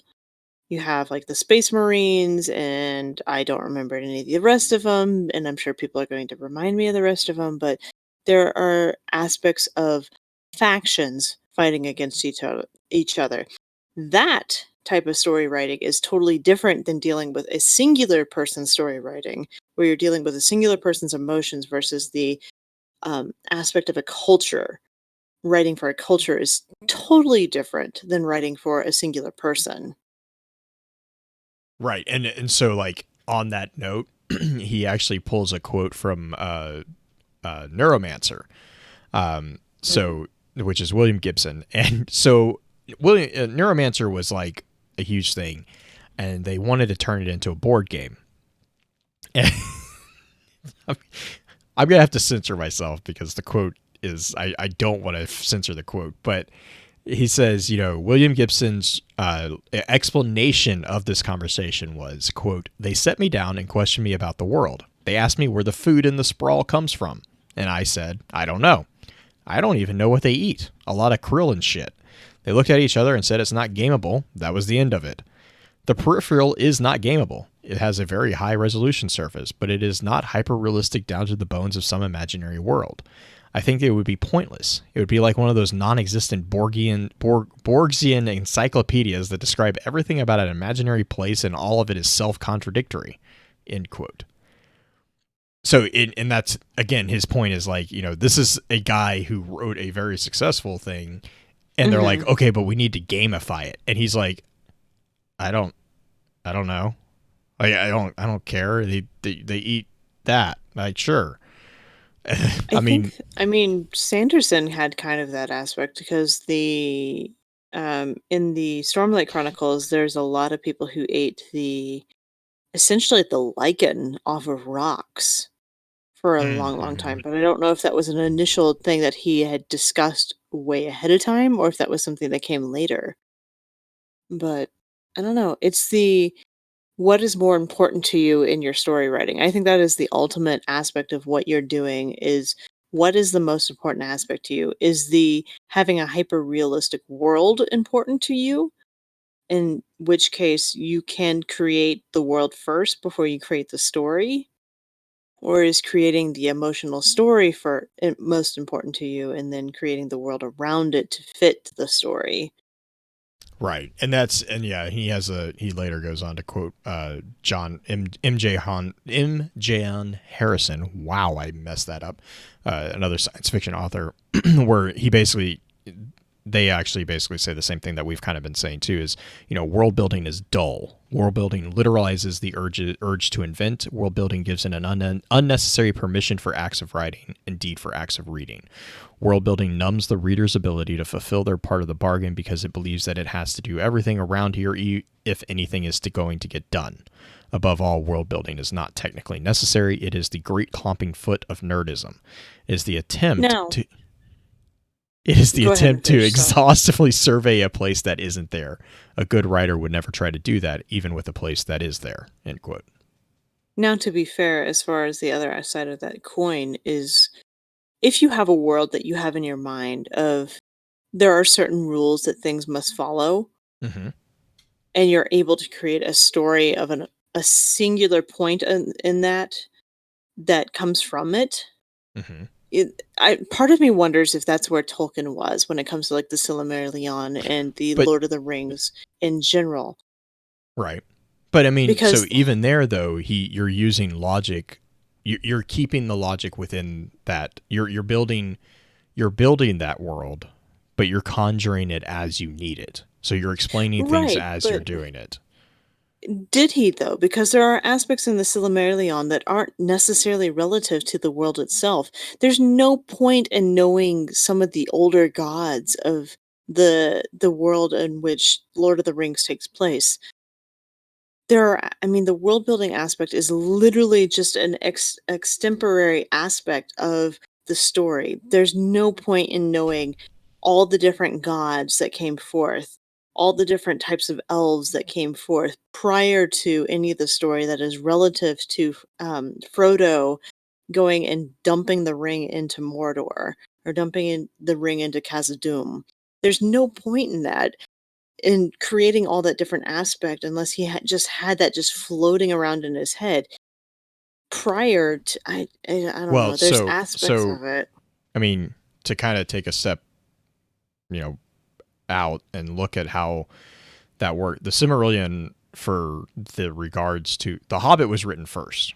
Like he wrote the Hobbit well before that, and then he wrote the Lord of the Rings as his sons got older. Well, yes and no. So like he had Silmarillion bouncing around in his head because after the Hobbit, he had sent. So after the Hobbit came out and it was a success, the publisher actually came back to Tolkien and was like, "Hey, we want to do a sequel," and he sent them an early copy of what he had of the Silmarillion, and they rejected it because they were like, "No, this is not like this isn't." Because it was basically a history text, like what we were talking about. It's really bland. It's hard to read. Yeah, it's extremely difficult to read, and it's kind of like unless you have the backdrop of The Hobbit and The Lord of the Rings, it's kind of hard to keep track of what's going on. Like, even Right. with the backdrop of The Lord of the Rings, it's hard to keep track on some parts of it. But that's actually where he then was like, okay, fine. Then he started writing the first chapter of Lord of the Rings for them as the sequel. But like, there are parts of the Silmarillion that he didn't complete. Like, there are, and they weren't published until well after. Right. So they were his basically son like helped his. finished it. Yeah, the Silmarillion was basically like his notes to keep himself consistent as he wrote The Lord of the Rings. So yeah, there's a lot of stuff that doesn't really directly tie into the overarching canonical story of Hobbit and Lord of the Rings, but it is secondary to tertiary connections to then other characters that are instrumental in those stories, or they lead up to those stories happening. That ultimately they do connect. It's just that there might not be a direct connection. It might be a bit of a winding road that connects it, Well- but they do drive parts that then will drive the story. Right. There's stories. I mean, the story of Gandalf kind of threads through a lot of them. Mhm. Yes. Yeah. But yeah. as far as the, it's just, as far as a writer getting ready to write a story, creating a world versus creating a story first, because those are two very different things. If you are most comfortable with designing a world, design a world. Right. Do that. Yes. Yes. If you are most comfortable with writing a story where there are connections emotionally with one or two people, or just however you decide to write a story versus off of the perspective of the people, write the story first and then design the world around it and flesh out how the world looks. For me personally, that's how I write. I literally come up with one hook and then I start writing. I don't come up with anything else until I start writing with somebody else, because this is going to get in more into the freeform aspect, which we're going to get into here in a little bit. But when you're writing with somebody else and you have the one aspect, things that they feed back to you is going to flavor how you react, because you're going to realize how that character reacts while the other person is bouncing those ideas off of you. So if you are a writer or want to be a writer, figure out what you enjoy doing most and go that route. I know we're talking a lot about designing the story first, because that is what works for a lot of people. But if you are one who wants to design where every bear sits in the world, or how the economy works, or how the religion works, or how the creation story works, great, do that. But if you're wanting to connect to another person out there when you're writing your story, write a story that is emotionally connected to the people that you are trying to connect to, because you're writing to an audience. You're not writing to a history, you're writing to an audience of one. Yeah, and I think the good tie-in there is the article from Guy, where he talks about the player story. And Guy says, the cake is the narrative that we've designed. The player's story is how each player will eat the cake. No matter how you are designing the narrative experience, the player will experience moment after moment in a linear way at their own pace. So obviously Guy is talking about a game here. I have always found it challenging to explain to people why this moment works at that time, but at another time it doesn't. Saying it doesn't feel right isn't enough. Beyond what feels right, there is a structure. And so he actually breaks down, 3-act structure, and then he challenges that. And he says, while we should not be following the hero's journey to the letter, there are pieces that you can take away from it. And so he actually goes further and shows a way of breaking down the traditional 3 acts into, I think he does 17. He does the 17 point. So like there's like commonly there is a 7, 12, 17, or 22 part story, depending on how complex you want to get. But the one that he uses is the 17 point. There are 17 beats. And then he showed, it's Guy's article it's really easy. It's really quick read, but it's fascinating because he shows like the curve of the interest curve, which is a concept in game design that shows the correlation between interest and time, which is really, really cool. And then like he has a couple clips from, or a couple screenshots from a GDC conversation in which the creator of, I believe it's Journey, shows how he used this exact curve to create, or the creative director of Journey, he uses this to do the developing of the story of Journey. Like, and so it's just like really cool watching his presentation of this and his explanation of this. And he goes, he explains, I think he has he does a video of the emotional journey of Player Underground's battle. What is it? PUBG. He actually breaks down the fight scenes on PUBG into this narrative. So like even in open world like PUBG, he makes the point that the circles limiting the play space during the game is the mechanism that, will create that narrative drive to provide an emotional experience for the player. And it does. Like, I mean, if you've ever played a battle royale game, that's exactly what it does. But yeah, so I'm gonna link this article, but definitely if you don't read any of the other articles, read this one. Like, he does an amazing job with this article. I would encourage you to read this one and then immediately turn around and read the Black Armory papers. Yes, I can. Did you read those back to back? Because I read them back to back. Yeah, because they are absolutely 100%. A word for word of what he's saying in there, because the Black Armory papers, not only are they just literally 18 pages of lore, he narrows them down to just 18 pages, period, 18 entries. They are exactly what he's talking about when in this article on how you design the arc of a story and how you connect the story to the player. It's really nice to see. Really nice to see somebody.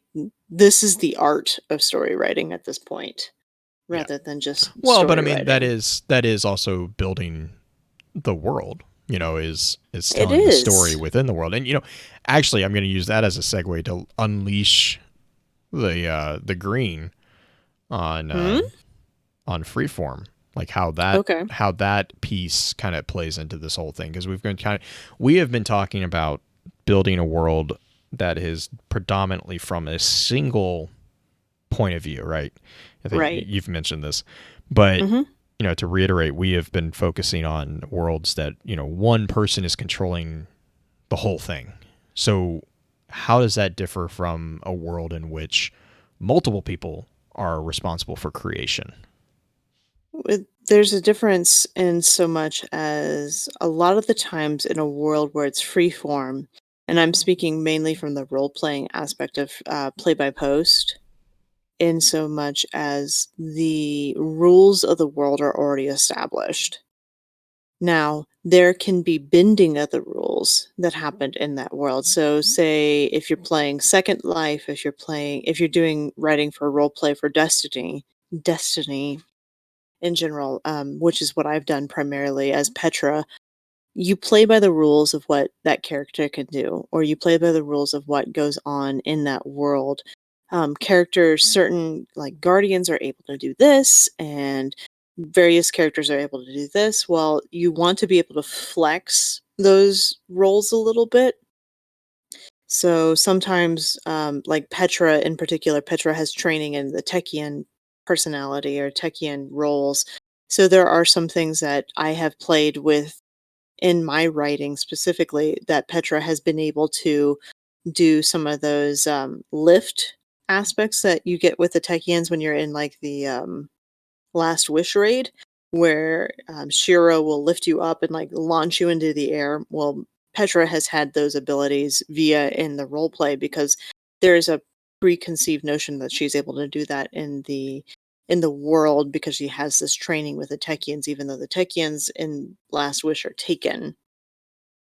When you're writing in a group specifically like that, there are give and takes that you have with any sort of writing, and most of the play by post are fairly short and descriptive. And both people are describing the scene. Not one person is describing where you're at. So say I'm writing that Petra is sitting in the Dreaming City inside of the palace. She's inside of the common room. There's a fireplace. She's sitting on a couch-like situation. The couch is leather.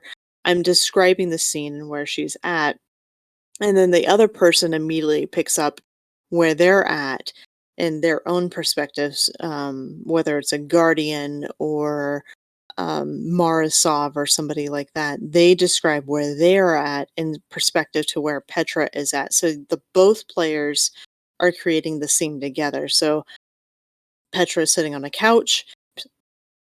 Say, for instance, Marisov is sitting on a different couch within the same room. This couch is a little bit more ornate. It is specifically hers. It's closer to the fireplace. Different aspects she can describe herself. And then the characters have these conversations. So you can design the world together and design the scenes. And what's interesting about freeform play is that the story revolves around the cooperative sense of what's going on. There generally is somewhat of a leader that happens when it comes to the conflict of the story, but each person is able to affect the outcome of the story in the long run. So, for instance, one of the most drawing stories that I've ever had as far as writing is there was a scene within the Tangled Shore, and a character who had basically attacked and kidnapped another player's ghost, stole the ghost into this bar-like scene. And not only Petra, but another guardian all interacted together to try to get this ghost back. And so we were describing aspects of the bar as well as the fight scene that was going on. So there is a give and take that happens. And yes, there are some I would call the Superman moments where there are things that are like the heroic moments that stand out for each player, but it is on each player to be cognizant enough to rein in their own abilities to know realistically of what their character can and cannot do, as well as add faults to their own character. There are faults that I've added into what Petra can do or Petra's reactions to things that flavor not only the story or how we interact with each other. Petra has a really hard time of developing relationships besides with her relationship with Marisov, or she has this kind of almost hero worship of Marisov because of everything that's gone on in her life with the Rays of Amethyst and the Death Azure and Petra finding that colors how the character develops, which is very interesting in writing in a world that is already developed versus writing in a world that has not been developed. So freeform works a little better, I think, in a world that's already been developed, at least in some extent, versus a world that has not been developed at all. But you can write with your DM group or your D&D group. You can create the story together. I've done that as well. It's not nearly as easy as having some pre-established rules as far as freeform, but I don't know, Blue, what's your experience with that? I don't touch it with a 10-foot pole. Really? You really don't? You don't go anywhere near freeform? No. I like the structure of, like, I have not, to be fair, the only person that I have ever had a successful freeform interaction like with was my wife. She had a group that they played on Play by Post back when we were in college, and it was a very short-lived story. So, which is probably why it worked because there's just, I have never interacted with a group of people that tend to respect the not God moding thing. And it's just Mhm. frustrating. It's just one of those things where it's like Oh, I see every time I get into a freeform environment, I'm like, yep, this is why we have rules. Like this is why I we will. rely on dice. I mean, I will tell you this much. I have gotten onto one of the other freeform writers before for semi sort of, it's not necessarily god moding, which is the quote unquote term for it, but basically assigning something that's happening to another character without consent of the other character. Because anytime you assign, oh my gosh, it drove me freaking nuts. And this is a year ago now that this has happened, and it still drives me crazy.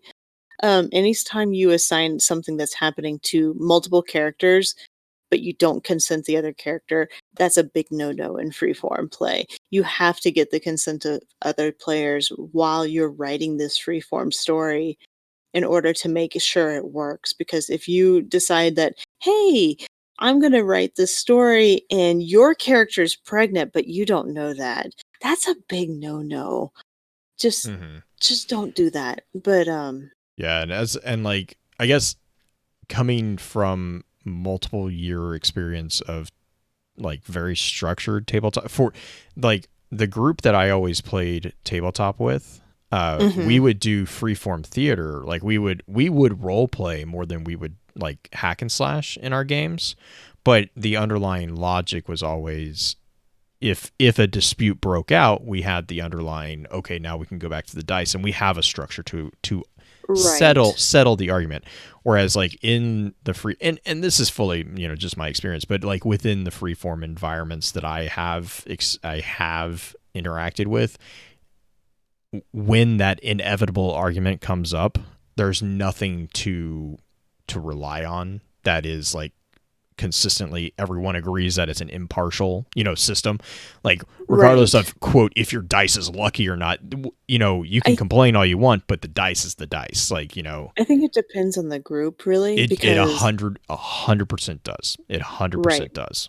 because I've had really good experiences with groups who have decided this is gonna be like, we know everybody knows the outcome of what the situation is gonna be. There's an obvious bad guy, there's an obvious good guy, there's an obvious way that this is gonna head, and at some point, whether or not we get there at the same time as everybody or not. Mm-hmm. So, say, for instance, back in that bar scene, there was an obvious bad guy who had stolen the ghost, who was at the bar in the Tangled Shore that Petra was pissed off about, and this other guardian was pissed off about, and we were going to go kick that guardian's or that dredgen's butt, essentially, is what it was. So, bad dredgen, to a guardian, and a Petra.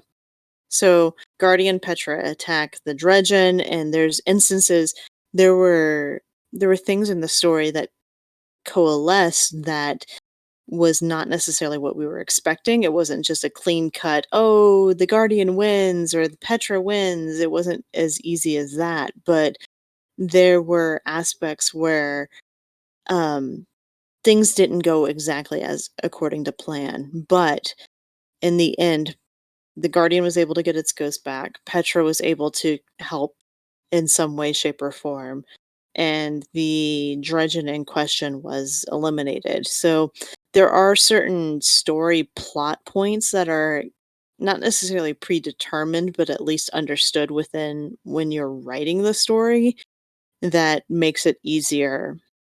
And that's something to discuss with when you're doing this freeform story play, because you don't want to create a situation where there are multiple actors who want to be the hero of their own story, and that story isn't necessarily able to be fulfilled because you have too many heroes and not enough villains, quote unquote, or too many conflicts and not enough resolutions. So it freeform can be pretty difficult unless you have a group that is willing to work together. Yeah, and I mean, I guess the other question is like for me, the question that stands out immediately was like in that situation, was that villain another player, or was it an NPC that was agreed upon?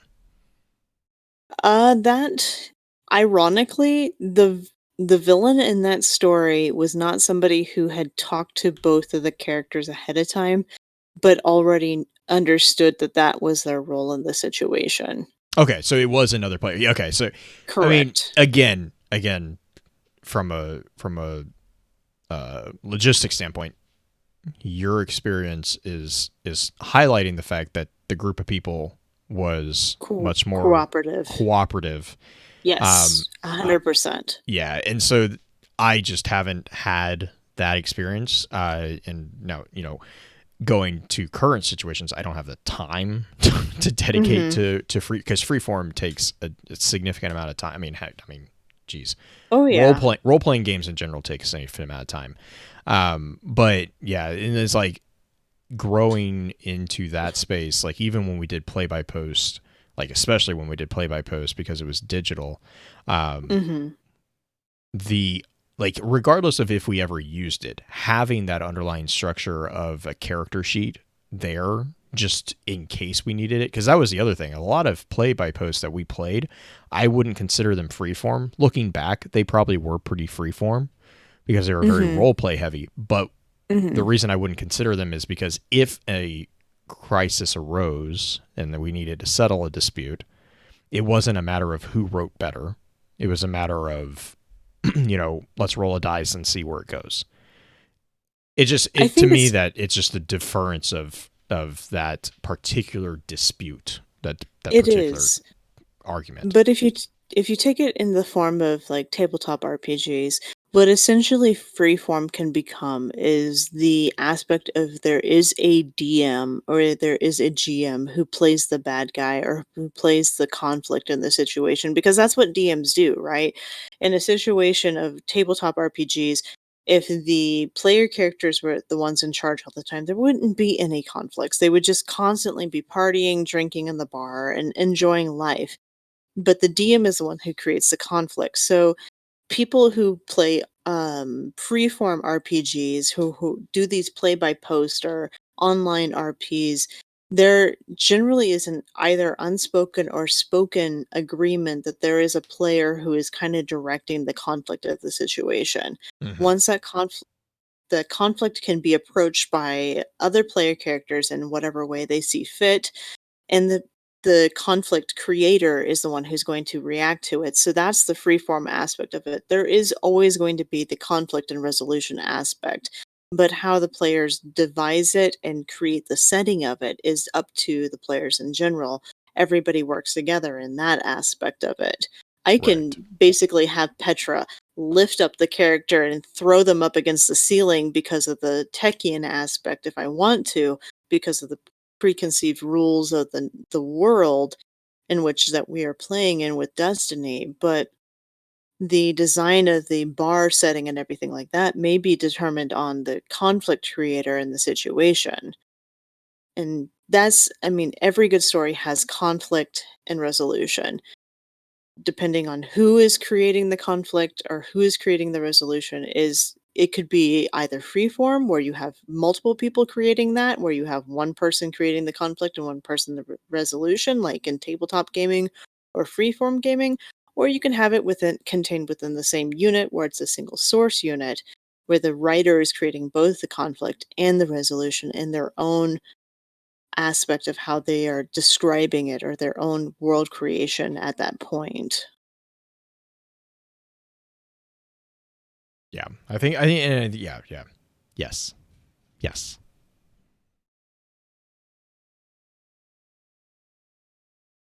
Did I just pull a blue? Yes. Okay. No, I mean, I think, the thing is like again, basically with freeform, you have to have players who have the maturity to be both DM and PC, which that's a high ask, because it's a tough gig, which probably, again, that explains why I have not experienced a cohesive freeform. Like I wouldn't say not a good one. I've had fun freeforms, but it just always devolves, because there's always, it's just without fail, there's always the one person who either it's a Napoleon complex or the God mode, like just they have to be the hero. Like, and it's always like, okay, well, we can counteract and, logically do this. No, I win. It's like, Yeah. at that point, it's just like, whatever, this game's over.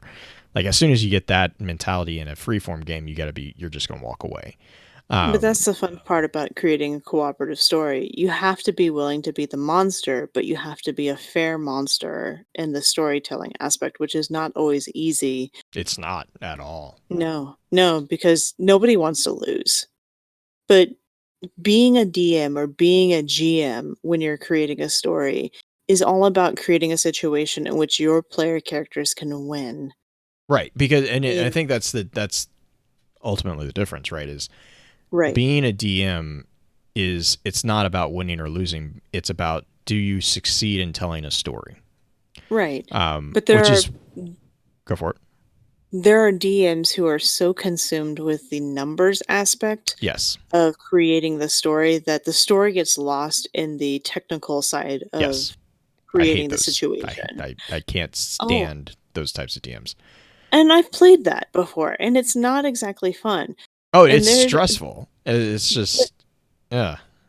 yeah, I mean, but that's the balance you have to walk. That's the line you have to walk when you're creating a story. If you're creating a Right. tabletop story in particular, because you're not only creating the situation in which players can express themselves in ways that make them feel powerful or heroic or however their character is going to react. Some characters like to be the charisma driven character and going to be the ones who are going to charm the monster into giving up. I mean, there are different ways that DMs have to react, and creating a situation purely based off of numbers is this is the same thing we were talking about with the world building.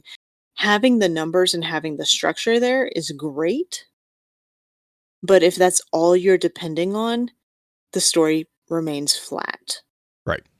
World building is a crutch, and it's not necessarily bad or good, but if it can be misused, and if it is misused, then it's a negative crutch. But if it's used correctly, it can be a very powerful Mhm. support. Oh, absolutely. And that's the thing, is Absolutely. like, for me, that's the way I view it. Is like, that's why I kind of gravitate towards that structure, is not because I want to play, because I can't stand games that are 100% hack and slash. They bore me. It's like, I Mhm. mean, it's just, I mean, I think that would be anybody. It's like, oh my God, just because it's just like, move 5 steps. I mean, at that point, you're playing a glorified game of chess. Right. Nothing against glorified games of chess. I mean, whatever. If that's your thing, cool. It's just not mine. But the reason why that I like it is because there's that social security blanket, I guess would be the best way, of like, if there is a dispute, it's just an impartial judge that's just there all the time, Right. and it keeps It's people in the line, really, more than anything. somebody discovered something on the way to this place. Roll a die to see what they discovered. If they Yes. roll Yeah. high, you discover something a little bit more information that's going to guide you. If they roll low, it's so benign that it doesn't matter. I mean, that's the point of Unless you're me, art. and then you just really jack with your players at that point. Right, and our tabletop RPGs can be this, that, and the other, but Mm. when it comes to telling the story, you're telling a story based off of the experience of the players. When you're rolling dice, the dice are there to help create the probability of in which they succeed, because creating the impartiality or the ability to mitigate the god mode that a lot of players like to take advantage of, because who doesn't want to be a hero? Because everybody wants to be a hero of their own story. It helps direct the story in a way that twists and turns develop because of the terrible roles that end up happening. Some of the best You stories en are because of terrible rolls. Oh, yeah, and that's I mean, that's the whole point of creativity, right? Like, Oh yeah. creativity isn't born of exceptional situations. Creativity is born of situations that aren't exceptional. I was listening to a TED Radio Hour on Julie had it on her podcast the other night when we were going to bed, and this gentleman who was very adamant about playing on the perfect you had to have a perfectly in tune grand piano, that had to be this, and this, right? He was a jazz musician. He had to have all of these different things. And he got to the situation where there was not a grand piano, there was not all these different things that he had expected. Not everything was going the way he had wanted it to. And he had to play. Like, there was no if, ands, thens, or buts about it. He had to end up playing, and what ended up coming out of the concert, because of the difficulty, or quote unquote difficulty, of having a piano that wasn't exactly what he wanted or not exactly in tune, he created the most downloaded, most consumed jazz album of all time because of the quote unquote difficulty that he had in the situation, because he was able to let go of these preconceived notions of this is how it's supposed to be. I'm going to make it what I want it to be.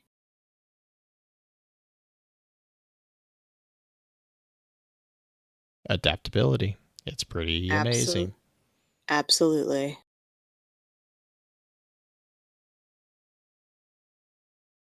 Absolutely. Okay. What do you think, Blue? I think it's a good wrap. Again, I'm gonna put the links to all the articles that I had kind of dug up, that I personally have, that I dug up in addition to some of the stuff. Like there's a really good for those who are interested in it. There is a really good, it's called Sample Questions When World Building, and it's from, let me make sure I get this right. It's from I want to say it's Science Fiction and Fantasy Writers of America website by Patricia Reed. This is, I don't know how long this thing's been around, since like 2009. So this is like basic, like, again, this is not meant to be a checkbox, but it's a good thing to kind of look over, because it's got some really cool questions that might actually spark some ideas, which is actually what I love doing with world building questions. Is like, because a lot of world building questions, like, what do you do every morning? I'm like, I don't care. Like, move on. But this one's got some fun ones. This one, let me open this one up real quick, because they have it where it's like, it'll come, you can get it in a PDF or whatever. But they have like the world, like the overarching planet, and it's like, for a planet that's not Earth at all, they have a subsection here, and it's like, how are the continents laid out? Is there more than one moon or sun? How does this affect winds, tides, and weather generally? Okay, that's not really useful. Are there non-human inhabitants of this planet? Wow, planet. If so, how numerous, how openly present, what areas do they occupy? Okay, so that's a cool question, because then, you can start thinking about, like, okay, let's take Tolkien, like The Hobbit. Hobbits are non-human. They don't, they are not openly present. Why is it? Why do they do that? What areas do they occupy? To me, this is what I do, is I'll just scroll through these things, and I'm like, oh, that's a cool question. Let's think about what would that take for that to work, or how does that fit into this or this, which is what I use a lot of these like resources for. I don't use them as probably what they were intended to be used, but they're useful to me for that purpose. So I'll link that in there, and then the conversation around the dangers of world building, like I had mentioned, from Electric Lit and was it Lit Hub. I'll include those. Brief intro to world building from WordPress. There's a WordPress that I have. It's pretty good build out there. There's the Right Life. They have an intro guide to how to world build, and then obviously Guy's narrative design essays, which I would recommend strongly. If you have not read those, definitely read those. They're very quick reads. They are very easy reads, and they are very, very, very informative reads. But yeah. Yeah, I think the big thing to remember when you're writing a story is have your tiny little hook of what you want to start with, and just start writing.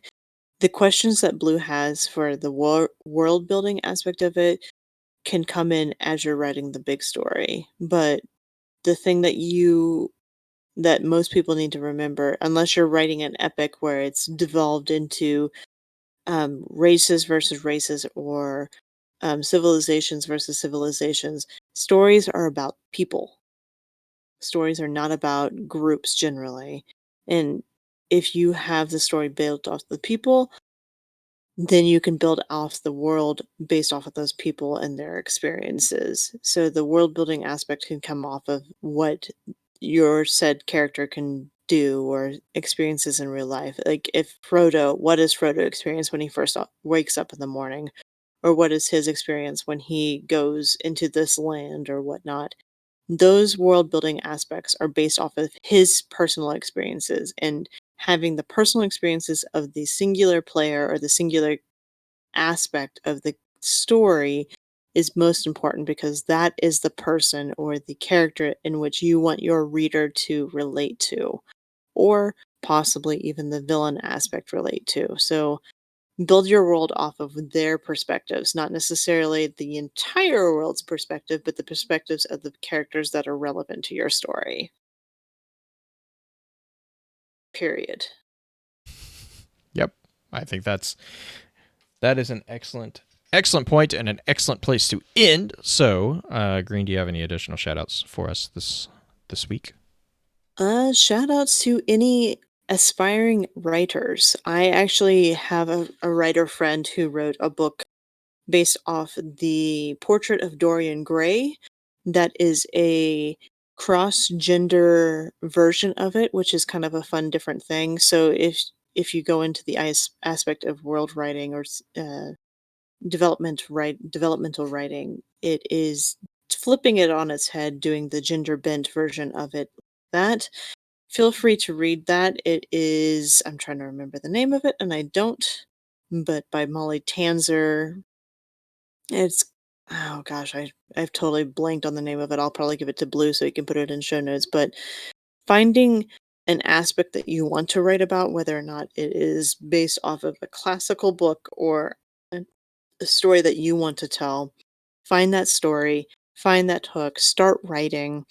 Even if you don't come up with a giant story to begin with, continue writing, bounce it off of other people. You'll never know what's going to happen. So, aspiring writers out there, do not give up. Do not throw your writings into a Google Docs and forget about them. Bounce them off of other people, because you never know what's going to hook. And that is the big thing when it comes to writing, is finding that hook that resonates with other people. So do not be afraid to share your writings, whether it's on websites that you don't expect it to get any sort of traction on, or Twitter or Discords.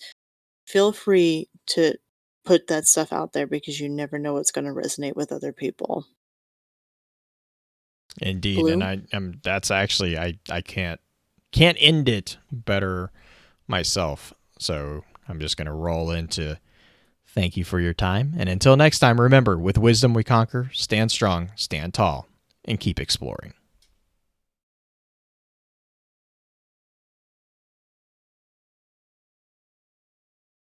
And Rambling Green is done. Boop. Boop. Letting Green ramble about storytelling when Green has not done any serious storytelling in months.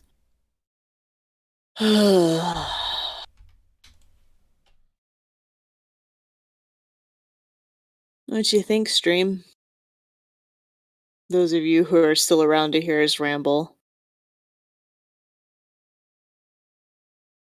So I have one more day of work tomorrow, or today, I should say, rather. And then I'm actually going to start finishing up the design for the GDC or GCX t-shirt this year. That's my plan this Yay! weekend. And then send that over to you. So if you wanted to put it up on the different t-shirt places, we can do that. Yep. Okay. What episode is this for world building? Was it 10?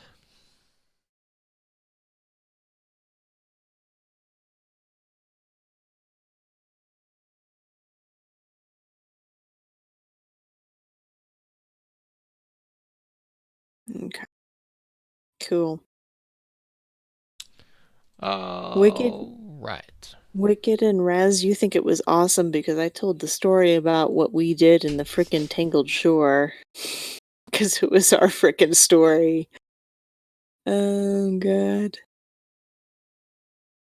This is true.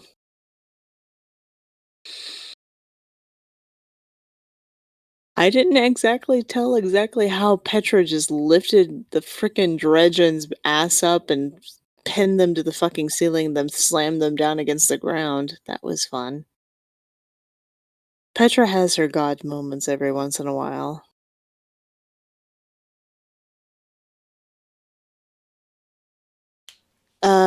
Blue, what do you think about Veru's mention of doing a League of Legends extra lore? I think it would be good. I'll have to figure out when we can. Yeah. Can I leave you to do that part? Because Yeah, I'd I'm like to thinking- talk about it because it's there's some really cool lore to it. Yeah, they're going to be doing a TV show too, if I remember correctly, with them. I don't know. I think they said they were in development for that. I know I've already got one kind of lined up. I'm trying to figure out time, but I think it's going to be in June. And then, so July would probably be the earliest. Okay. I think. But I'll have to double check. Because I have to check. Actually, I have to check. I need to check for next month's, actually. Yeah, League of Legends universe. Actually, Overwatch has some really neat lore with some of the newer characters too. I might do that one on my own, like record like an extra lore type thing on my own. Not necessarily make it a Friday night thing,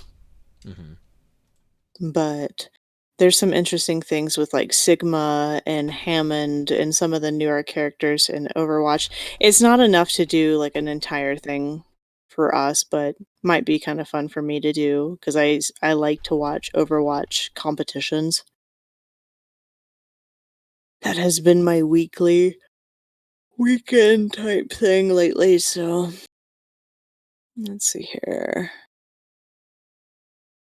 Icor. Oh, Anna's book. Mm-hmm. I have a little bit. I have not done a ton of reading on it. I didn't Okay. want to necessarily comment on a ton of things because I haven't gotten too far into it where I feel like I could comment because I haven't gotten enough of character voice yet to feel like I Yeah, can comment. there's a few parts that basically it's just like structure. Oh my god. Overarching structure. What's up? Also, which folder do you want me to put it into? The episode? Just the episode files. Okay.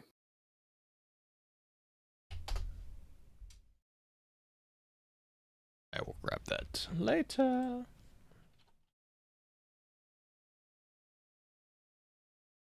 Cool. All right. Stream. Have a great night. We will Night see stream. you next week unless... No, we'll probably see it next week because next week is going to be fun. I probably won't have a game stream. I might have a game stream the following week, though. I'll be streaming, though. Green will be streaming, so be sure to hang out with her. Bye! See you stream.